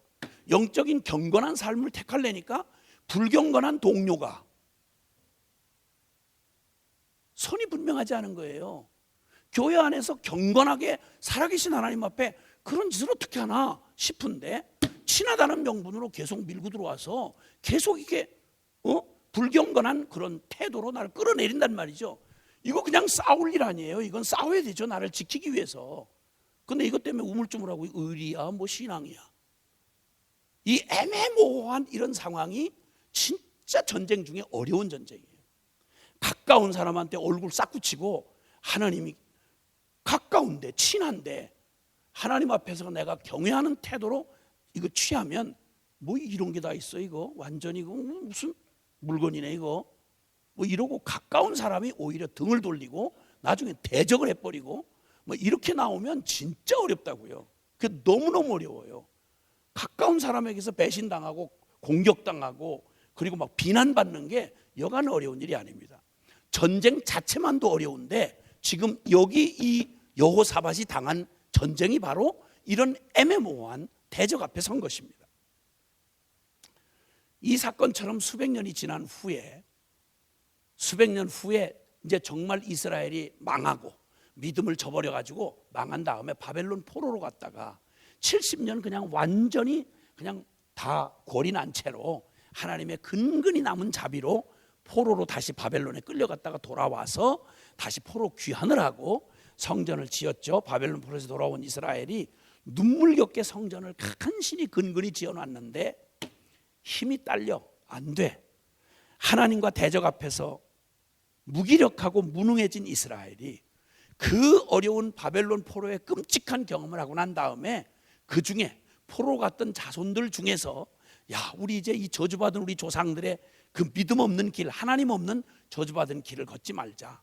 그리고는 눈물겹게 바벨론 포로에서 자기들의 삶의 터를 다 정리하고 그리고 포로 귀환을 해서 그 척박한 땅, 다 망한 땅, 조상들의 그 불신앙과 악독한 저주받을 짓 해가지고 하나님 앞에 저주받아서 다 성전은 폐허가 됐고, 그리고 그 땅은 저주의 상징이 된 바로 그 땅으로 다시 정말 하나님 사모한 마음으로 정말 일생일대 각오를 하고 바벨론 포로 귀환을 했죠.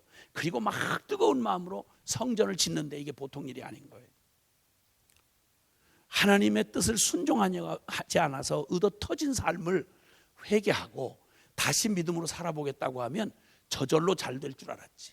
그런데 그 일이 얼마나 어려운지 진짜 뭐 정말 보통 정상으로 하는 일에 2배, 3배 어려운 거예요.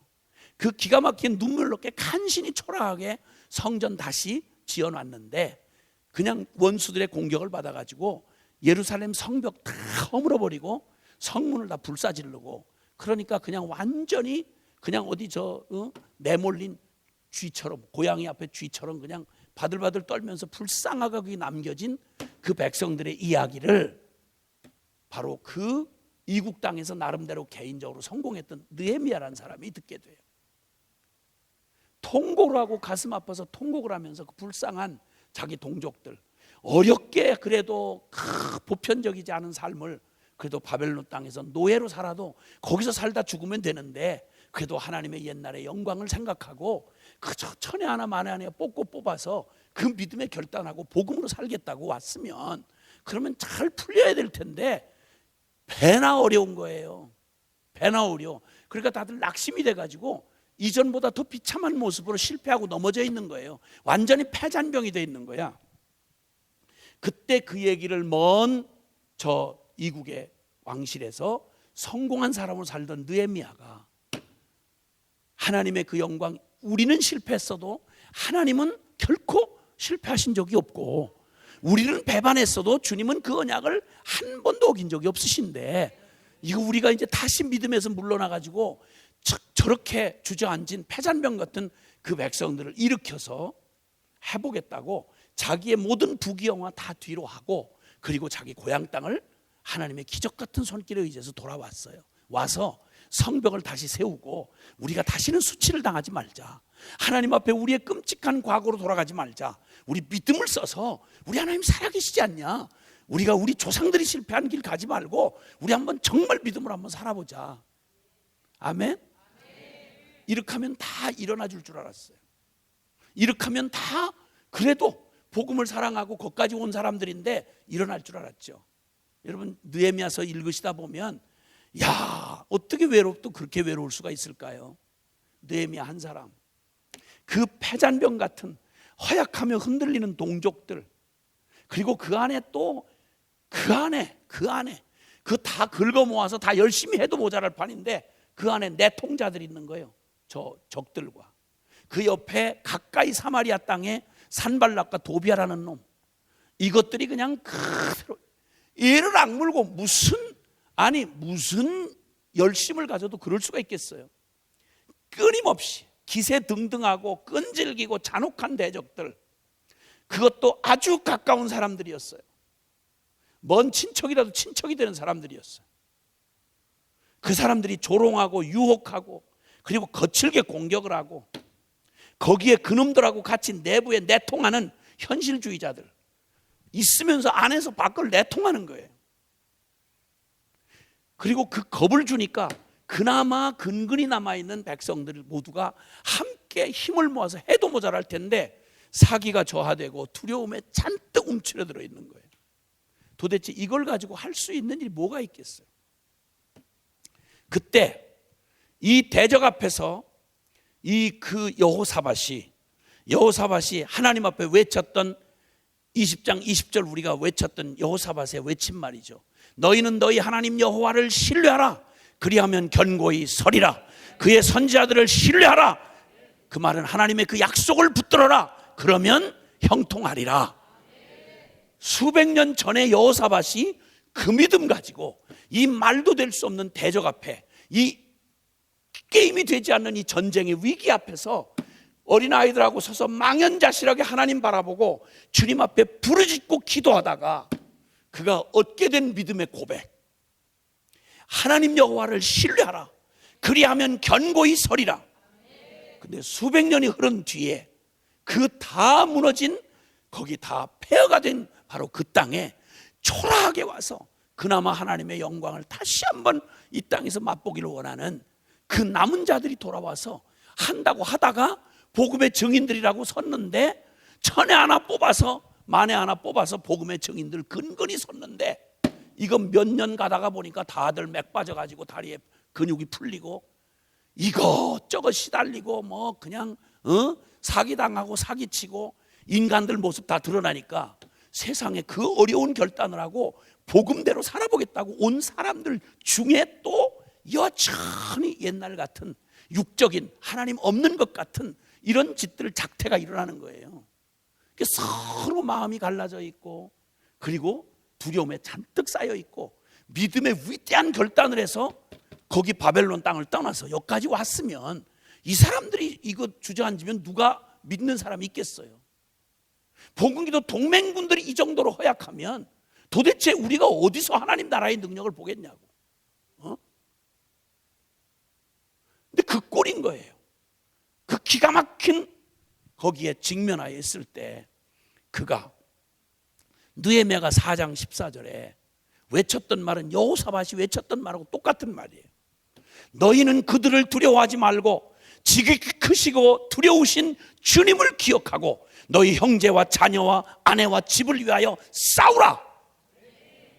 외롭고 혼자인 것만 같았던 느헤미야, 역사가 흘러가고 다수가 다 타락하고 흔들리는 때에도 항상 주님은 다수를 가지고 일하시는 분이 아니라 어떤 경우에 숫자가 어떻든 상관없이 순도 100%로 오직 하나님을 순전히 믿는 믿음, 여호와를 신뢰하라. 그리하면 견고히 서리라. 다른 어떤 상황, 어떤 도전, 이때는 이래서 안 되고 저때는 저래서 안 된다고 우리의 무릎을 털썩 꺾이게 하고 목을 졸라오는 두려움이 우리를 그냥 숨통을 막아오는 것 같은 도전 앞에서도 마지막 하나님이 쓰시는 하나님의 사람들이 누구냐면, 느헤미야도 동일하게 말하기를 너희는 눈에 보이는 그 대적들을 두려워하지 말아라. 그 숫자를 계수하지 말아라. 그들의 창의 숫자와 우리의 창의 숫자를 길이를 재지 말아라. 왜냐하면 전쟁은 하나님께 속한 것이다. 아멘. 전쟁은 하나님께 속한 것이다. 내 인생은 내 힘이 아니라 주님의 손에 있는 것이다. 여러분 기억하셔야 합니다. 천하에 우리의 넋이 흔들리고 우리의 목줄이 졸림을 당할 때 수많은 사람들이 변절하고 형편없이 그렇게 뜨겁게 같이 함께 갈 것처럼 했던 사람들이 별의별 짓을 다 하고 보편적인 길로 갈 때 똑바로 눈 뜨고 기억하시길 바랍니다. 주님은 살아계십니다. 신앙의 고백은 한 줄도 바뀐 적이 없습니다. 여호사밧이 외쳤던 그 말 동일하게 단순 명료하게 여기 느헤미야가 외칩니다. 너희는 그들을 두려워하지 말라고요. 지극히 크시고 두려운 주를 기억하라고요. 오직 하나님 계시고 땅에 느헤미야밖에 없는 상황이었습니다.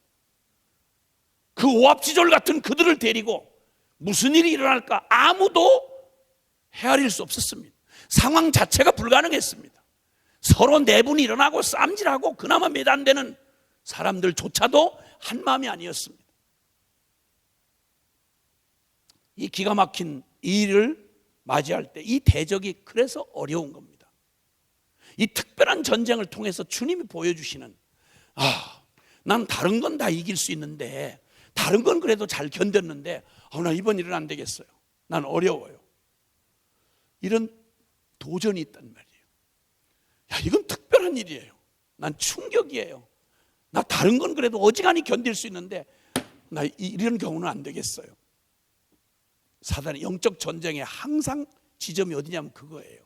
다른 건 다 이길 수 있는데 요것만은 못한다고 하는 그 지점을 노려요. 그걸 급소라고 그래요. 급소. 경락이라고도 그러고, 누르면 막 하고 자지러지는 데가 있잖아요. 아킬레스건 같은 우리의 영적인 삶에 그렇게 영웅같이 그렇게 대단할 것 같은 사람들이 허망하게 급소 한번 툭 치면 저거밖에 안 됐어. 저거? 아니 그렇게 대단하게 떠들던 믿음은 어디 간 거야? 급소를 찔리듯이 예기치 않은 일들에 그럴 수 있는 겁니다. 10여 년 전에 주님께서 복음기도 동맹군들과 함께 기쁨에 겨웠습니다. 와, 사명감이 충만하게 차올랐습니다. 왜냐하면 15, 16년 전에 총체적인 복음 앞에 서서 이런저런 절망을 경험하고, 말씀대로 사는 일이 과연 가능하냐? 선교 완성 가능하겠나? 틀렸다, 안 된다, 이런 절망 가운데 있다가 정말 복음이 사기를 친 건가? 아니면 복음을 믿고 헌신했다는 우리의 믿음이 사기를 친 건가? 이 철체절명의 도전 앞에 섰다가 총체적인 복음 앞에 십자가의 복음, 오직 이 십자가의 복음이면 우리가 속고 있었구나, 우리 믿음이 사기를 쳤구나. 그래서 막 그 충격이 엄청나서 그 충격과 함께 이 총체적인 복음을 나누기 시작했고, 그게 복음 학교라는 내용으로 사람들이 모두가 평생에 한 번은 부딪혀 서야 하는 그런 총체적 복음 앞에 서며 정말 감격의 시간들을 보내왔습니다. 수만 명의 복음의 증인들이 곳곳에서 이 복음 앞에서 정말 뒤집어진 삶에 나 죽고 그리스도 사는 이 놀라운 이 복음의 이 비밀 앞에 부딪혀서 세상에 이렇게 완전한 복음을 오직 믿기만 하면 되는 이 얘기를 왜 이렇게 못 알아들었나? 그래서 다들 정신 차리고 충격을 받고, 그리고는 자신들을 기꺼이 헌신해서 정말 온 세계 곳곳에 가지 영역마다 진짜 한 번도 걸어보지 못했던 믿음의 걸음을 과감하게 걷는 증인들이 수없이 늘어나고, 야, 됐다. 그러면 우리가 민족교회를 위해서 기여해야 할 일이 있겠구나. 그래서 그만 주님이 말씀하시면 다시 복음 앞에, 주님 다시 복음 앞에를 외치도록 복음기도 동맹들의 동맹 선언문을 만들고, 그렇게 막 정말 주님이 더 바랄 것 없이 종교개혁 5대 강령을 2년마다 한 번씩 하는 다시 복음 앞에 대회를 통해서 오직 믿음으로, 오직 성경으로, 오직 은혜로, 오직 예수 그리스도, 오직 하나님께 영광, 뭐 의도하고 한 것도 아닌데 한 마음이 돼서, 동맹들이 한 마음이 돼서 정말 이 복음이면 충분하다, 이 복음이면 성교 완성된다, 이 복음과 기도면 충분하다, 이 감격에 겨워서 주님 앞에 순종을 했더니 정말 상상도 못할 일들을 이루셔서 주님이 크게 각 영역에 하나님께서 증인들을 세우시고 여기저기서 승리의 간증들이 막 들려오고 신바람 났었습니다. 서로 뭐라고 할 것도 없고 이익을 구할 것도 없고 서로를 섬기며 동행하면서 동맹들이 함께, 봉기도 동맹들이 함께 주님 앞에서, 야, 이제 정말 주님 곧 오시겠구나, 하나님 정말 일하시는 기적을 우리가 보겠구나, 작지만 샘플처럼 우리의 순종을 기뻐하시는구나 하고 이렇게 시작하고 정말 기쁘게 살아갔습니다. 한 분 한 분의 정말 생명의 고백, 그 복음 앞에서 일생일대 살아계신 하나님을 생명으로 만나 회개를 하고 믿음의 결단을 하고 세상적이고 인간적이고 자아중심적인 삶을 끊고 하나님 영광을 맛보고 난 뒤에, 자, 이젠 됐구나, 우리가 무슨 일에 우리가 흔들릴 게 있겠나 싶었던, 그래서 어지간한 싸움들은 이제 별로 겁이 나지 않고 함께 동맹들이 함께 다 이길 수 있겠구나 싶었는데 전혀 예측 못한 일들이 툭툭 불거지기 시작했습니다. 그렇게 뜨겁게 헌신하고 그렇게 복음을 만났다는 사람들에게서 괴이하기 짝이 없는, 복음의 결론을 내리기 전에 있었던 일이라면 충분히 이해가 되겠는데, 복음을 다 알면서 그 복음의 결론을 못 내린, 또 복음의 결론을 내렸다고 다른 사람들에게 막 가르치고 그냥 막 갖다 때려잡는 이런 사람들 안에 귀괴한 모습이 나타나기 시작하는 거예요. 아주 교활하고, 이것이 외적인 데서 일어나는 얘기뿐만 아니라 참 부끄럽게도 누군가 어디를 가면 그렇게 얘기를 하더라고요. 당신들은 좀 변하지 말아달라고, 우리 더 이상 실망하지 않도록 믿음으로 살 수 없다는 보편적인 말에 늘 그거 믿음인 줄 알고 살아왔는데 당신들이 믿음으로 살 수 있다, 복음이면 충분하다, 그렇게 말하고 그 증인으로 앞장서가는 당신들이 존재하는 것만 해도 우리에게 용기가 된다.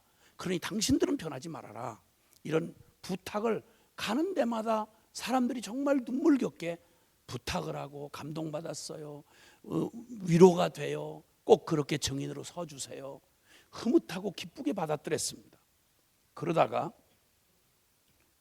이게 다 같은 동맹군이고 같은 저건 줄 알았는데 이런저런 모습들이 우리 안에 연약감, 또 숨겨지고 다뤄지지 않은 것들이 기괴한 모습으로 나타나기 시작하는 거예요. 복음 다 아는데 그 복음 가지고 남을 그냥 판단하고 정죄하기 시작하는데, 이건 또 무슨 이런 이상한 괴물 같은 일이 나오나, 복음 내용 자체가 누구를 판단하거나 정죄하거나 이럴 수 있는 게 아닌데, 내용 자체가. 근데 어느덧 완전히 복음을 가지고 남 판단하고 정죄하고 그저 달고 제거하는 짓들이 다른 데서가 아니라 우리 안에, 어떻게 이런 일이 우리 안에 아직도 남아서 우리를 혼돈케 할까 싶을 정도로 충격이 컸습니다. 순회 선교사들은 아야 종신헌신해, 그리고 사람 의지하지 않는 믿음을 써보겠다고 좀 언제든지 이 분별이 가능하도록 종신헌신해, 그리고 무소유로, 그리고 공동체로 선교 완성이라는 그 궁극적 비전을 바라보고 그렇게 살아가는 일에 혼돈 안 되도록 특별한 부르심 앞에 수많은 과정을 거치면서 하나님 부르심이라는 말에 목숨을 걸고 자신들을 드리며 순종해 왔습니다. 그러니까 믿음인지 아닌지를 구분하는 건 뭐 어렵지 않아요. 부르심 저버려 버리면 그건 그 모든 걸 다 버리는 거니까. 근데 이런 일이 왕왕 일어나기 시작했어요. 그렇게 많은 과정을 겪고 그렇게 하나님의 이름을 걸고, 그리고는 무슨 이유로도 될 수 없는 일인데 그 복음을 그렇게 잘 알고 그렇게 자발적으로 다 헌신해 놓고도 그 이 증인들이 만약에 이런 식으로 살면 나머지 사람이 누구의 무슨 말을 어떻게 믿겠어요? 우리도 당황한 거예요. 우리 자신이 부끄러운 수치스러운 모습이 그래도 복음하고 다시 복음 앞에 그 중심에 섰다고 하는 순회 선교사들 안에 이런 일이 일어난 거예요. 충격이 컸습니다. 이게 지금 이 싸움의 어려움이 뭐냐면 이게 싸울 적인지 아니면 아군인지 알 수가 없는 거예요.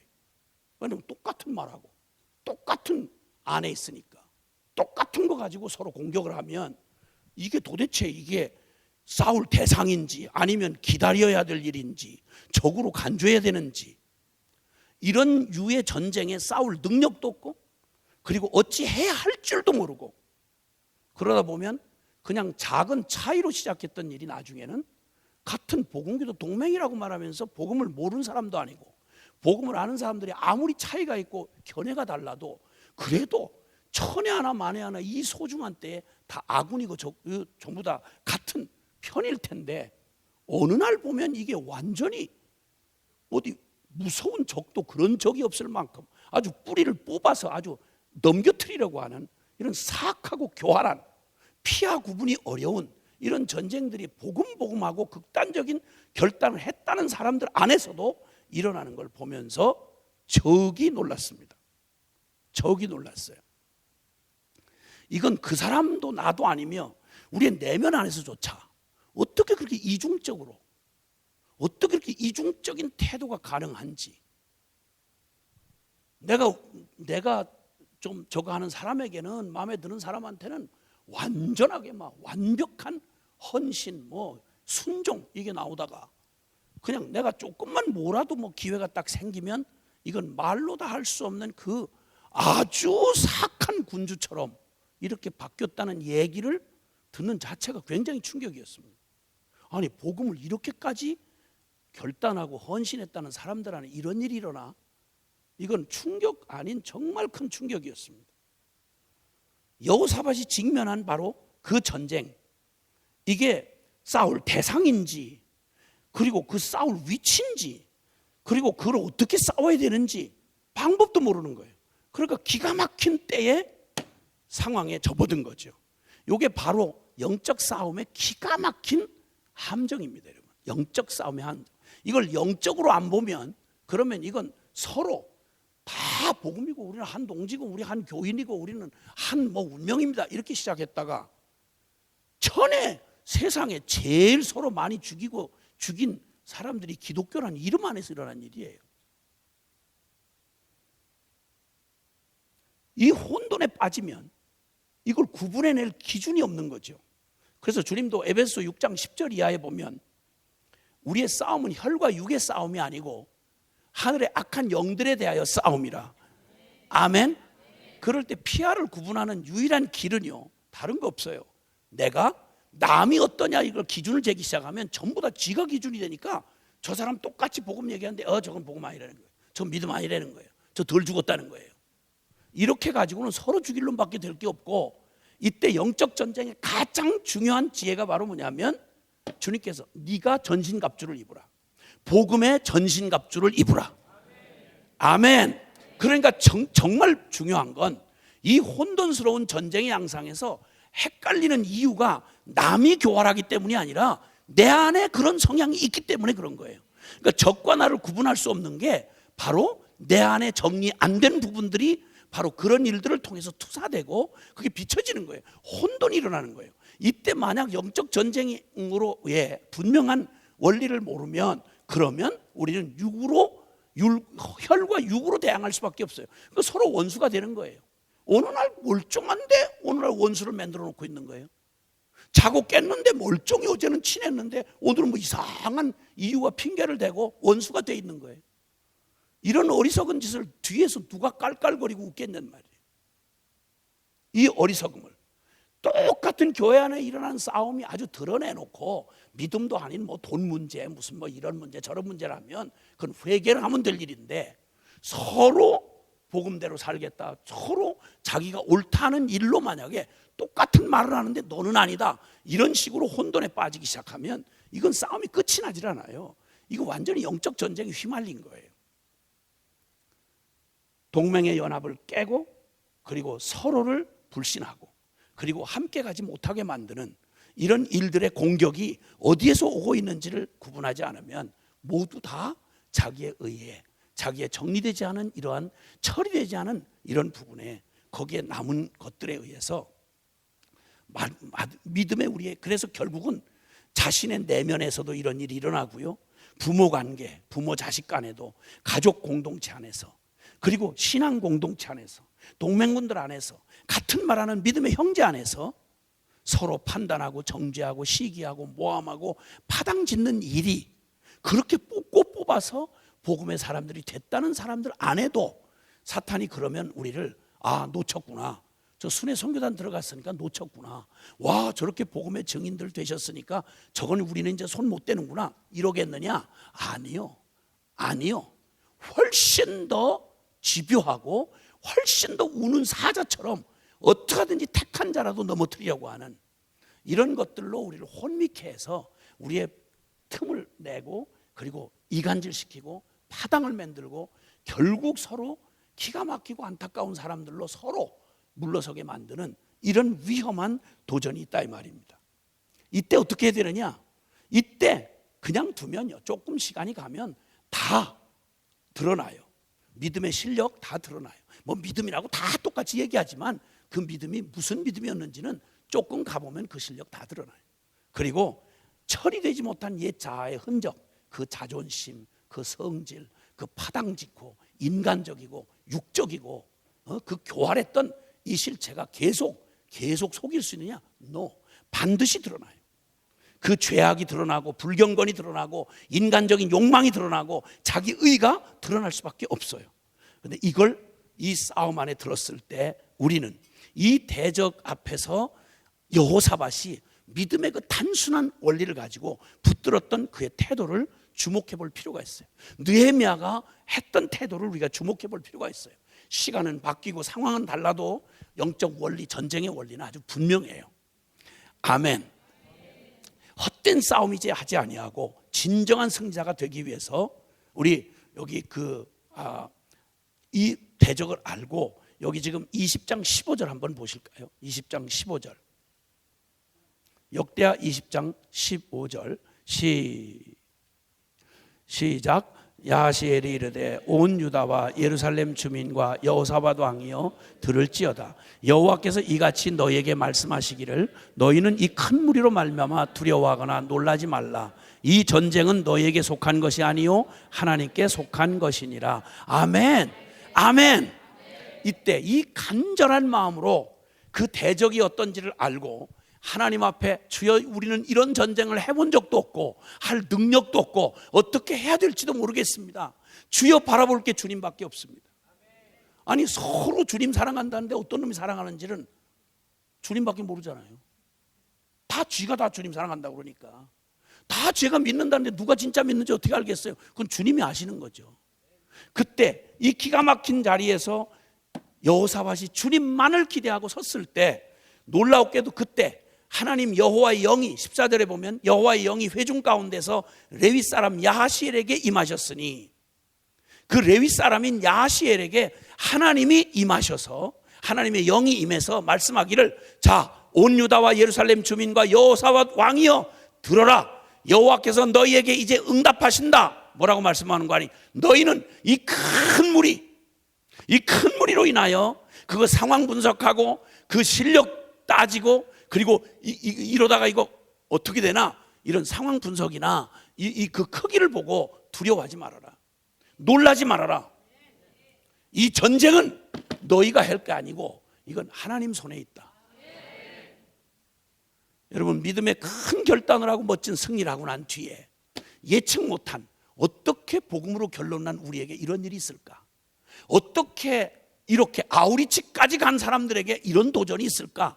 말도 못하고 예측도 못한 일들이 놀랍게도 일어나는데, 그 공격이 이렇게 애매모호하도록 적을 삼을 수도 없고 서로 다른 말 하는 것도 아닌데도 이걸 그냥 원수 척지게 갈라놓고 이 기가 막히게 교활하게 나눠놓는 이 기가 막힌 상황, 손을 댈 수도 없고 싸울 수도 없고 거기 능력도 없는, 어떻게 할 줄도 모르는 이런 상황에 주님이 말씀하기를 이 전쟁은 너에게 속한 게 아니야, 하나님에게 속했어. 아무리 간교한 전쟁도요, 아무리 복잡한 상황도요, 우리에게는 복잡하고 우리는 난해해도 하나님이 헷갈리실 이유는 없어요. 하나님은 다 알고 계세요. 누가 옳은지 누가 그른지 다 알고 계세요. 이게 어디까지 갈 건지 다 알고 계세요. 그러니까 너가 신경 쓸, 두려워하지 말아라 이 말이에요. 걱정하지 말아라는 거예요. 그리고는 이렇게 말씀합니다. 16절 17절에 시작. 내일 너희는 그들에게로 내려가라. 그들이 시스고개로 올라올 때 너희가 골짜기 여기 여루엘 들 앞에서 그들을 만나려니와 이 전쟁에는 너희가 싸울 것이 없나니 대열을 이루고 서서 너희와 함께한 여호와가 구원하는 것을 보라. 유다와 예루살렘아, 너희는 두려워하지 말고 놀라지 말고 내일 그들을 맞서 나가라. 여호와가 너희와 함께하리라 하셨느니라 하매. 아멘. 아멘. 예. 하나님이 응답하십니다. 두 가지로 요약하면 두려워하지 말라는 겁니다. 이 명령에 결론 내리셔야 돼요.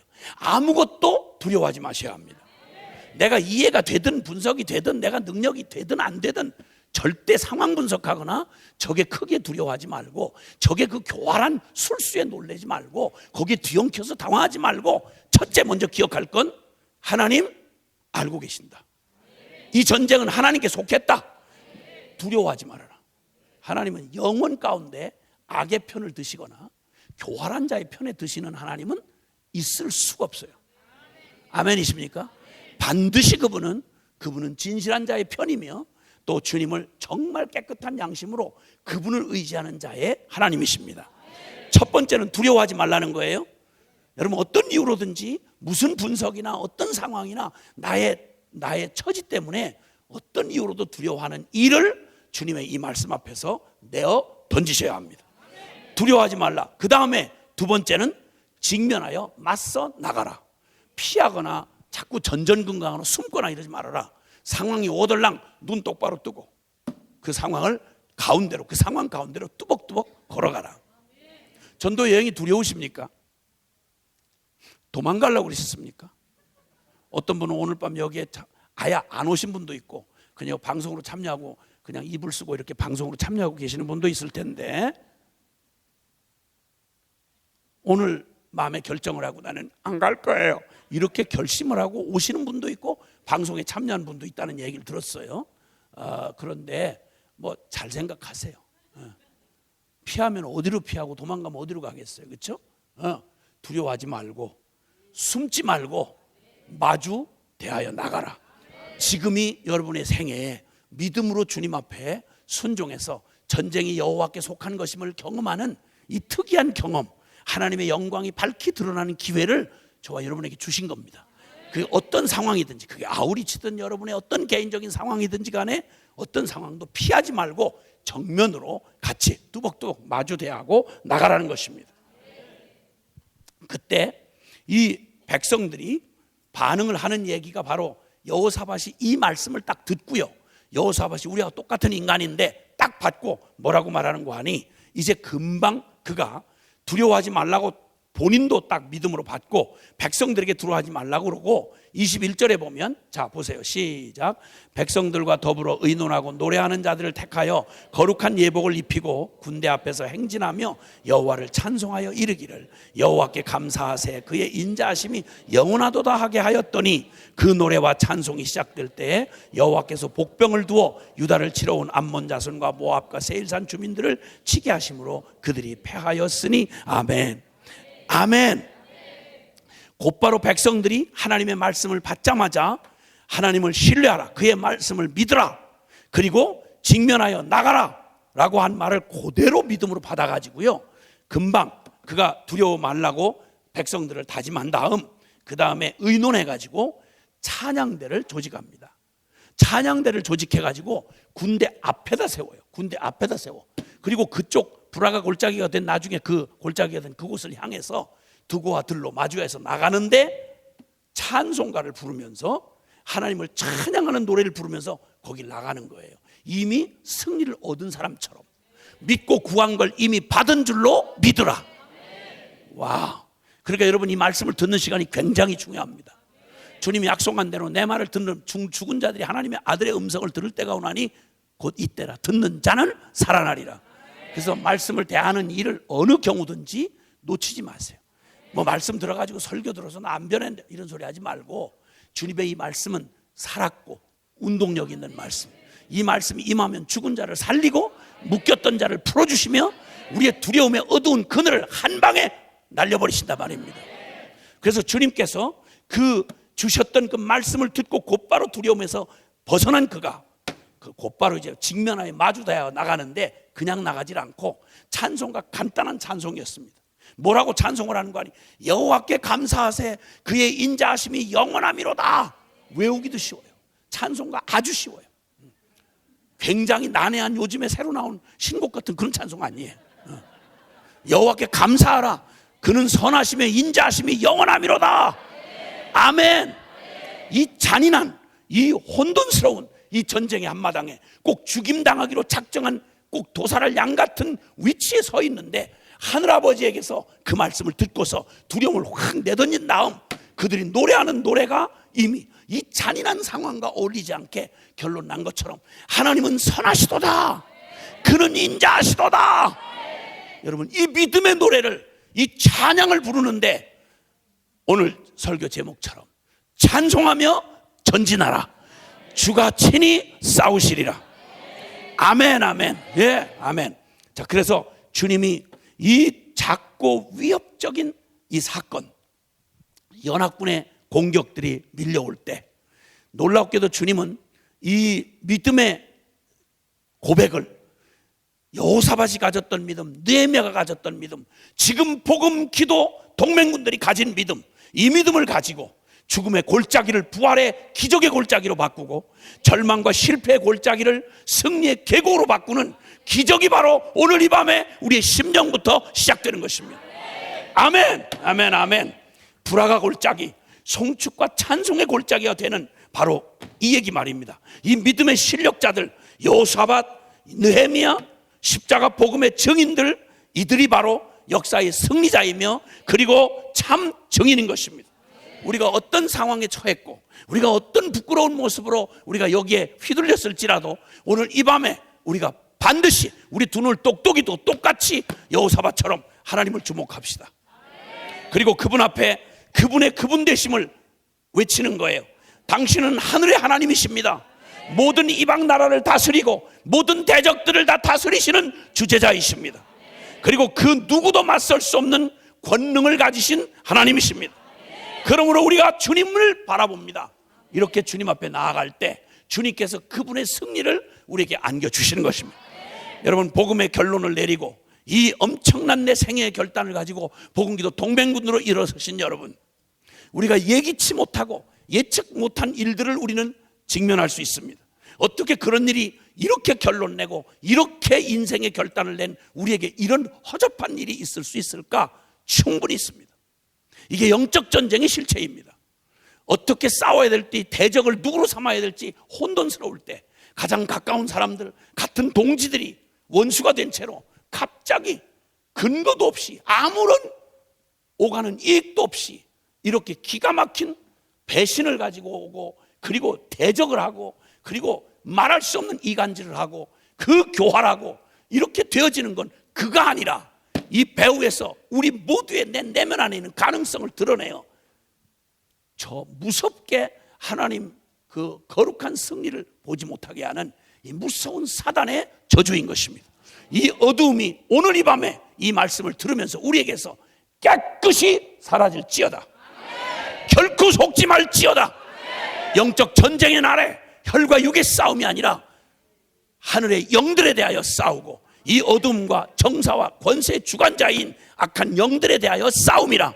그러므로 우리 구원의 투구를 쓰고 의의 흉배를 붙이고 진리의 허리띠를 띠고 복음에 예비한 신을 신고, 다시 말하면 복음으로 철저하게 우리의 지성, 우리의 행동, 우리의 모든 것이 복음화되게 하라 말입니다.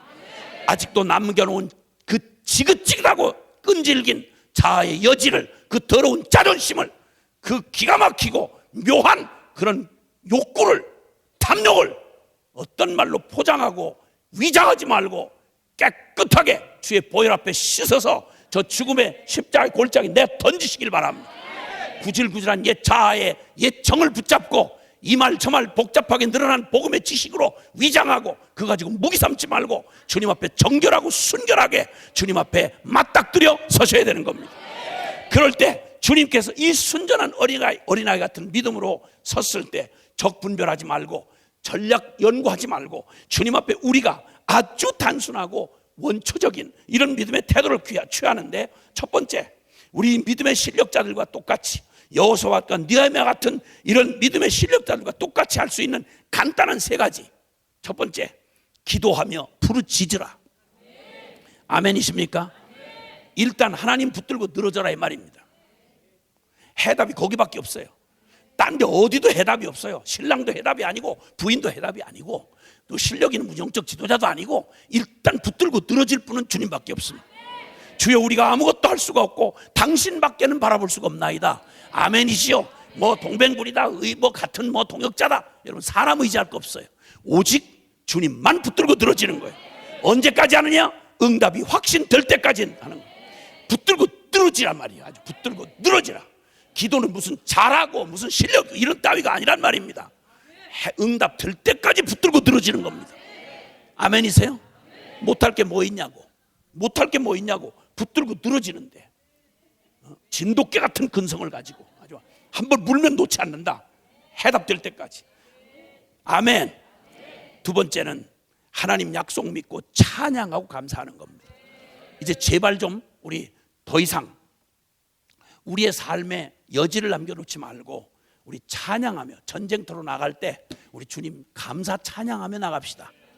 아멘. 여호와는 선하시며 그 인자하심이 영원하미로다. 천하의 무슨 일로 우리를 낙심시키고 위축되게 해도 여러분 상황에 흔들리지 말고, 주님 우리 다 몰라요. 누가 옳은지 누가 그런지 어떻게 알겠어요. 그러나 분명한 건 하나님은 정의의 편에 서시니까 주님 앞에서 그분 앞에 찬양하고 감사하며 성가대가 전쟁 앞에 나가는 이 특이한 전쟁을 잊지 마세요. 이 이상한 전쟁을 잊지 마세요. 폭풍 속에 노래하던 모라비안 형제단의 그 충격적인 믿음의 모습이 요한 웨슬레를 뒤집고 그를 통해 세계를 뒤집었던 것처럼 이 여호사밧의 이 특이한 믿음의 행진, 그 다수의 전쟁터에 찬양대를 만들어서 나아가던 그의 믿음의 걸음처럼 이제 오늘 이 밤에 우리가 기억해야 될 건, 이제 전쟁터에 나가면서 우린 찬양을 부르며 이미 되어준 줄로 믿는 믿음이 찬양의 고백 아닙니까? 할렐루야. 아멘. 그렇게 해서 찬양하며 감사하는 겁니다. 하나님 약속을 믿고 말이죠. 그리고 순종하여 맞서 나가는 것입니다. 적든 크든 여러분이 하나님의 부르심에 약속한 거라면 서원은 해로울지라도 지키라. 서원은 해로울지라도 지키라. 하나님 경외하는 건 다른 데서 나타날 수 없어요. 하나님 경외하는 건 혹시 성급한 마음으로 잘못 서원했다 하더라도, 혹시 어리석은 결정을 했다 하더라도 차라리 어리석은 대가를 지불할지언정, 아이고 형편 보니까 아이고 하나님 나 하나님 앞에 약속했지만 뭐 어쩔 수 없어요. 이렇게 해서 말 바꾸지 말라는 거예요. 그러면 마음을 팔아먹는 거예요. 하나님의 이름을 걸고 한 약속을 소홀히 여길 수 있는 사람이라면 무슨 거짓말 안 하겠어요? 무슨 신발 거꾸로 신는 짓을 안 하겠냐고. 결혼을 한다는 말은 하나님이 함께 지어준 사람을 나눌 수 없다, 이렇게 말씀한 얘기를 할 때는 생각 속에 지워버려야 되는 가능성을. 너 여차지 가면 너 갈라설 거야. 여차지 가면 너 버리겠어. 이런 여지를 남겨놓는 한 아무리 상황이 좋아도요, 반드시 시나리오 만들면 반드시 그 틈을 타고 들어와요. 사단이 그냥 안 둬요.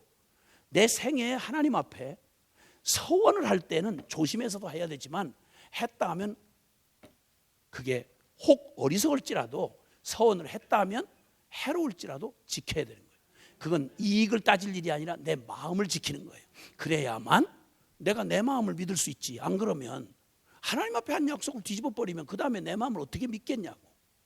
가장 무서운 일이죠. 그래서 주님 앞에서 주님 앞에 한 번 맞이한 주님 앞에 우리에게 주시는 명령에 대하여 세 번째는 순종하여 맞서 나가라. 아멘. 믿음으로 걷다가 당한 상황이면 두려워하지 마세요. 그냥 맞이하세요. 다 해봐야 죽는 거 아니겠어요? 안 죽는 길은 없나요? 아니요. 없어요. 어차피 죽을 건데 다 해봐야 죽는 거 아니겠어요? 죽으면 부활이 기다리고 있잖아. 우리가 그냥 넋두리 하는 게 아니라 부활이 기다리고 있잖아요. 할렐루야. 이렇게 기도하고 부르짖어라. 일단 하나님 붙들고 늘어져라. 왜? 해답은 거기밖에 없으니까. 딴 데 찾아봐야 아무도, 아무리 좋은 마음 가지고 아무리 실력 있는 사람도요, 이런 형편 저런 것 때문에 결국은 궁극적으로는 못 도와줘요. 결국은요, 나도 내 마음 믿을 수가 없는데 누구를 믿겠어요? 붙들고 늘어질 건 주님밖에 없어요. 아멘. 하여튼 주님이 그냥 막 지치실 때까지 그냥 매달리는 거예요. 그냥. 할렐루야. 하나님 약속 믿고 찬양하라. 이 찬양을 좀 회복해 보자고. 우리 한번 찬송 한번 반주자 좀 앉아보세요.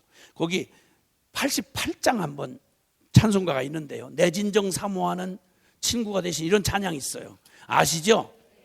예, 내 진정 사모하는. 우리 함께 그 적진을 향해 나아가면서 여호사밧과 그의 백성들이 상황은 하나도 바뀐 게 없어요.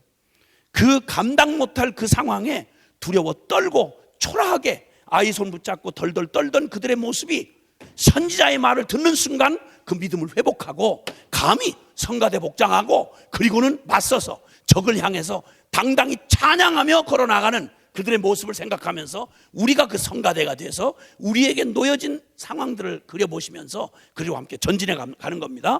우리 88장 내 진정 사모하는 힘차게 한번 불러보겠어요?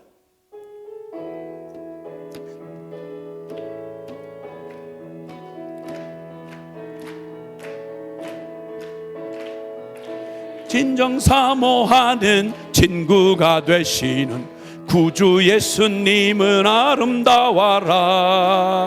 산 밑에 백합하여 빛나는 새벽별 주님 영원할 길 아주 없도다. 내 맘이 아플 적에 큰 위로 되시며 나 외로울 좋은 친구라. 주는 저 산 밑에 백합 빛나는 새벽별 내 맘의 모든 염려 이 세상 고락도 주님 항상 같이 하여 주시고 시험을 당할 때에 악마의 계교를 즉시 물리치사 날 지키시네. 온 세상 날 버려도 주 예수 안 버려 끝까지 날 돌아보시니. 주는 저 산 밑에 백합 빛나는 새벽별 이 땅 위에 비길 것이 없. 내 맘을 다하여서 주님을 따르면 길이 나를 사랑하리니. 물불이 두렵지 않고 창검도 겁없네. 주는 높은 산성 내 방패시 내 영혼 먹이시는 그 은혜 누리고 나 친히 주 뵙기 원하네. 주는 저 산 밑에 백합 빛나는 새벽별 이 땅 위에 비길 것이 없. 아멘. 아멘. 이 특이한 전쟁, 예상치 못했던 전쟁을 이기는 저와 여러분의 느헤미야 같은 믿음, 그리고 여호사밧 같은 믿음으로 역사의 한복판에 서서 그 증인으로 서 있으면 하나님의 영광이 그 어느 곳보다 가장 밝히 드러날 것입니다. 하나님은 복음기도 동맹 안에, 그리고 또 저희 공동체 안에 하나님께서 주셨던 여러 상황들, 예기치 못했던 일들, 어떻게 복음으로 그렇게까지 된 사람들이 그럴 수 있어? 라고 하는 그 모든 도전 앞에 어떻게 내가 그럴 수 있어? 하는 이런 자격지심 앞에 주님께서 이제 믿음으로 하나님 그분 앞에 서서 이 찬송하며 전진하라. 주가 친히 싸우시리라. 여러분, 이 믿음으로 오늘 이 밤에 우리의 이 한계를, 강을 넘어서 요단을 넘어 약속의 땅으로 전진해 가십시다. 할렐루야. 두 손을 좀 높이 주를 향해 드십시다. 아무도 가지 않는 길, 보편적이고 너무도 그저 익숙한 그 길을 따라가는 이 세대를 거슬러 외로워 보이지만 좁아 보이지만 내 본성이 소리소리 질렀지만 십자가를 통과하고 믿음의 길을 선택하고 걸어나선 나에게 어떻게 이런 일이 벌어질까? 어떻게 이런 예기치 못한, 이런 예측 못한 일들이 일어날까? 어떻게 싸워야 하는지 능력도 없고 어찌 해야 할지도 모르는, 그런데 집어삼킬 듯이 그냥 잔인하게 아주 날 망하게 할 작정으로 공격해 들어오는 이 기가 막힌 도전 앞에, 연합 세력 앞에, 나의 무능 앞에 주님 앞에 섰지만 나의 무능 보고 주저앉는 게 아니라 전능하신 주님을 우리 눈을 들어 바라보십시다. 오늘 이 밤에 우리 눈을 들어 주님을 바라보십시다. 그리고 그들이 외쳤던 말을 기억합시다. 너희는 여호와를 신뢰하라. 너희는 하나님을 신뢰하라. 그의 선지자를 신뢰하라. 평강을 얻으리라. 찬송하며 전진하라. 주가 친히 싸우시리라. 예, 언제까지 우리의 이 비참하고 몰골 사나운 이런 모습에 주저앉겠습니까? 우리 주님 앞에서 이제 우리의 믿음의 결단을 드리면서, 주님, 이제 여호사밧이 걸어갔던 믿음의처럼 우리 주님 복음의 증인들 된, 십자가의 복음의 증인된 우리가 역사의 승리자여 참 증인으로 서며 우리 주님을 고백합시다. 찬송하며 감사하며 나갈 때 먼저는 주님 앞에 믿음 없어서 우리가 기가 막히게 이 대적을 구분 못한 채 불쌍하게도 내가 이 하나님을 대적하는 자리에 있었던 나의 기가 막힌 모습, 불신의 모습, 이 모습은 없었는지를 기억하고 회개하며 주님 앞에 이 믿음을 선포하고 주님 믿음으로 나아가면서 이제는 기도하며 부르짖을 것이다. 하나님의 약속을 믿고 찬양하며 감사하고 나갈 것이다. 순종하며 맞서 나갈 것이다. 우리 함께 회개와 결단하며 주님 앞에 통성으로 기도할 때 주여 간절히 부르고 기도하겠습니다. 주여!